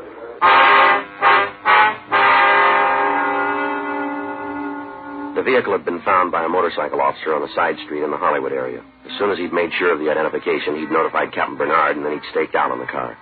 4 teams of officers had been dispatched to the scene, and a search of the area was started. Frank and I went down the hall to Chief Thad Brown's office, and we checked with Captain Bernard. He told us to leave for the scene immediately and take charge of the investigation. We went back to the squad room before leaving. Want to sign us out? Yeah. I got it. Burglary Friday. Oh, yeah. Speak up a little, can't hear you. What What's that? No, I got it. All right, we'll be right there. What do you got? That was Hazel Roll. Finch's girlfriend? Yeah. He just walked in.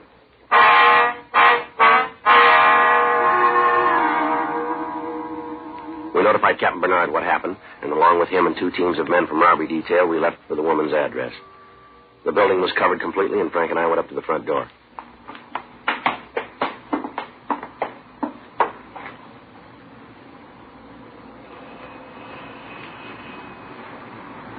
Who is it? It's Joe, honey. Oh, Joe. What do you want? Like to see you. I'm kind of busy right now, Joe. Did you come back later? Finch must be with her. Yeah. I'm leaving town. It won't take very long. Just a minute. Follow me up and take it easy. All right. Hi, Joe. I didn't expect to see you. Got a call from New York.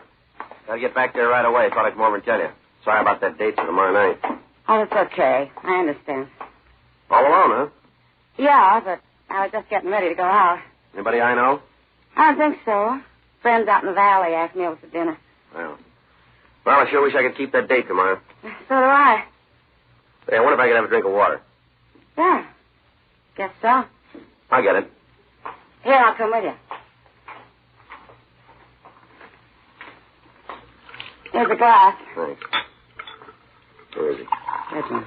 You alone? Yeah. He's got a gun. All right, you stay here. All right, be careful. Thanks a lot. Well, I'll be running along. Okay. All right, Finch, we know you're in the bedroom. Throw that gun out and you follow it. Come on, Finch, throw out the gun. You come and get me, cop. We can wait a lot longer than you can, Finch. Well, let's see. We'll take the building apart if we have to. Go ahead. I'm not going to walk out of here. All right, you called it. Frank? Yeah. Get downstairs, ask him to bring up the gas equipment. Okay. Watch your face, coming out. All right, come on, Finch, get up. Now, leave me alone, cop. Leave me alone. Come on your feet. I can't. I'm hurt. I can't get up. You're not hurt that bad. It's just a shoulder wound. I am too.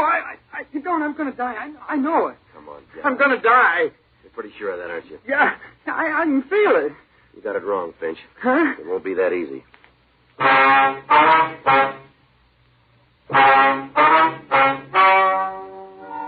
The story you have just heard is true. The names were changed to protect the innocent. On October 4th, trial was held in Department 97, Superior Court of the State of California, in and for the County of Los Angeles. In a moment, the results of that trial.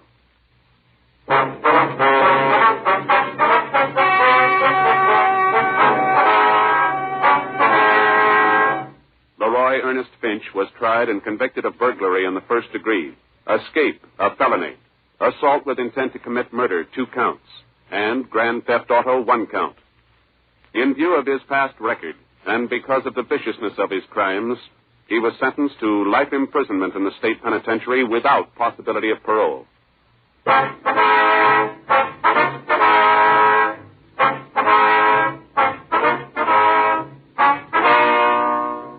You have just heard Dragnet, a series of authentic cases from official files. Technical advice comes from the Office of Chief of Police W.H. Parker, Los Angeles Police Department.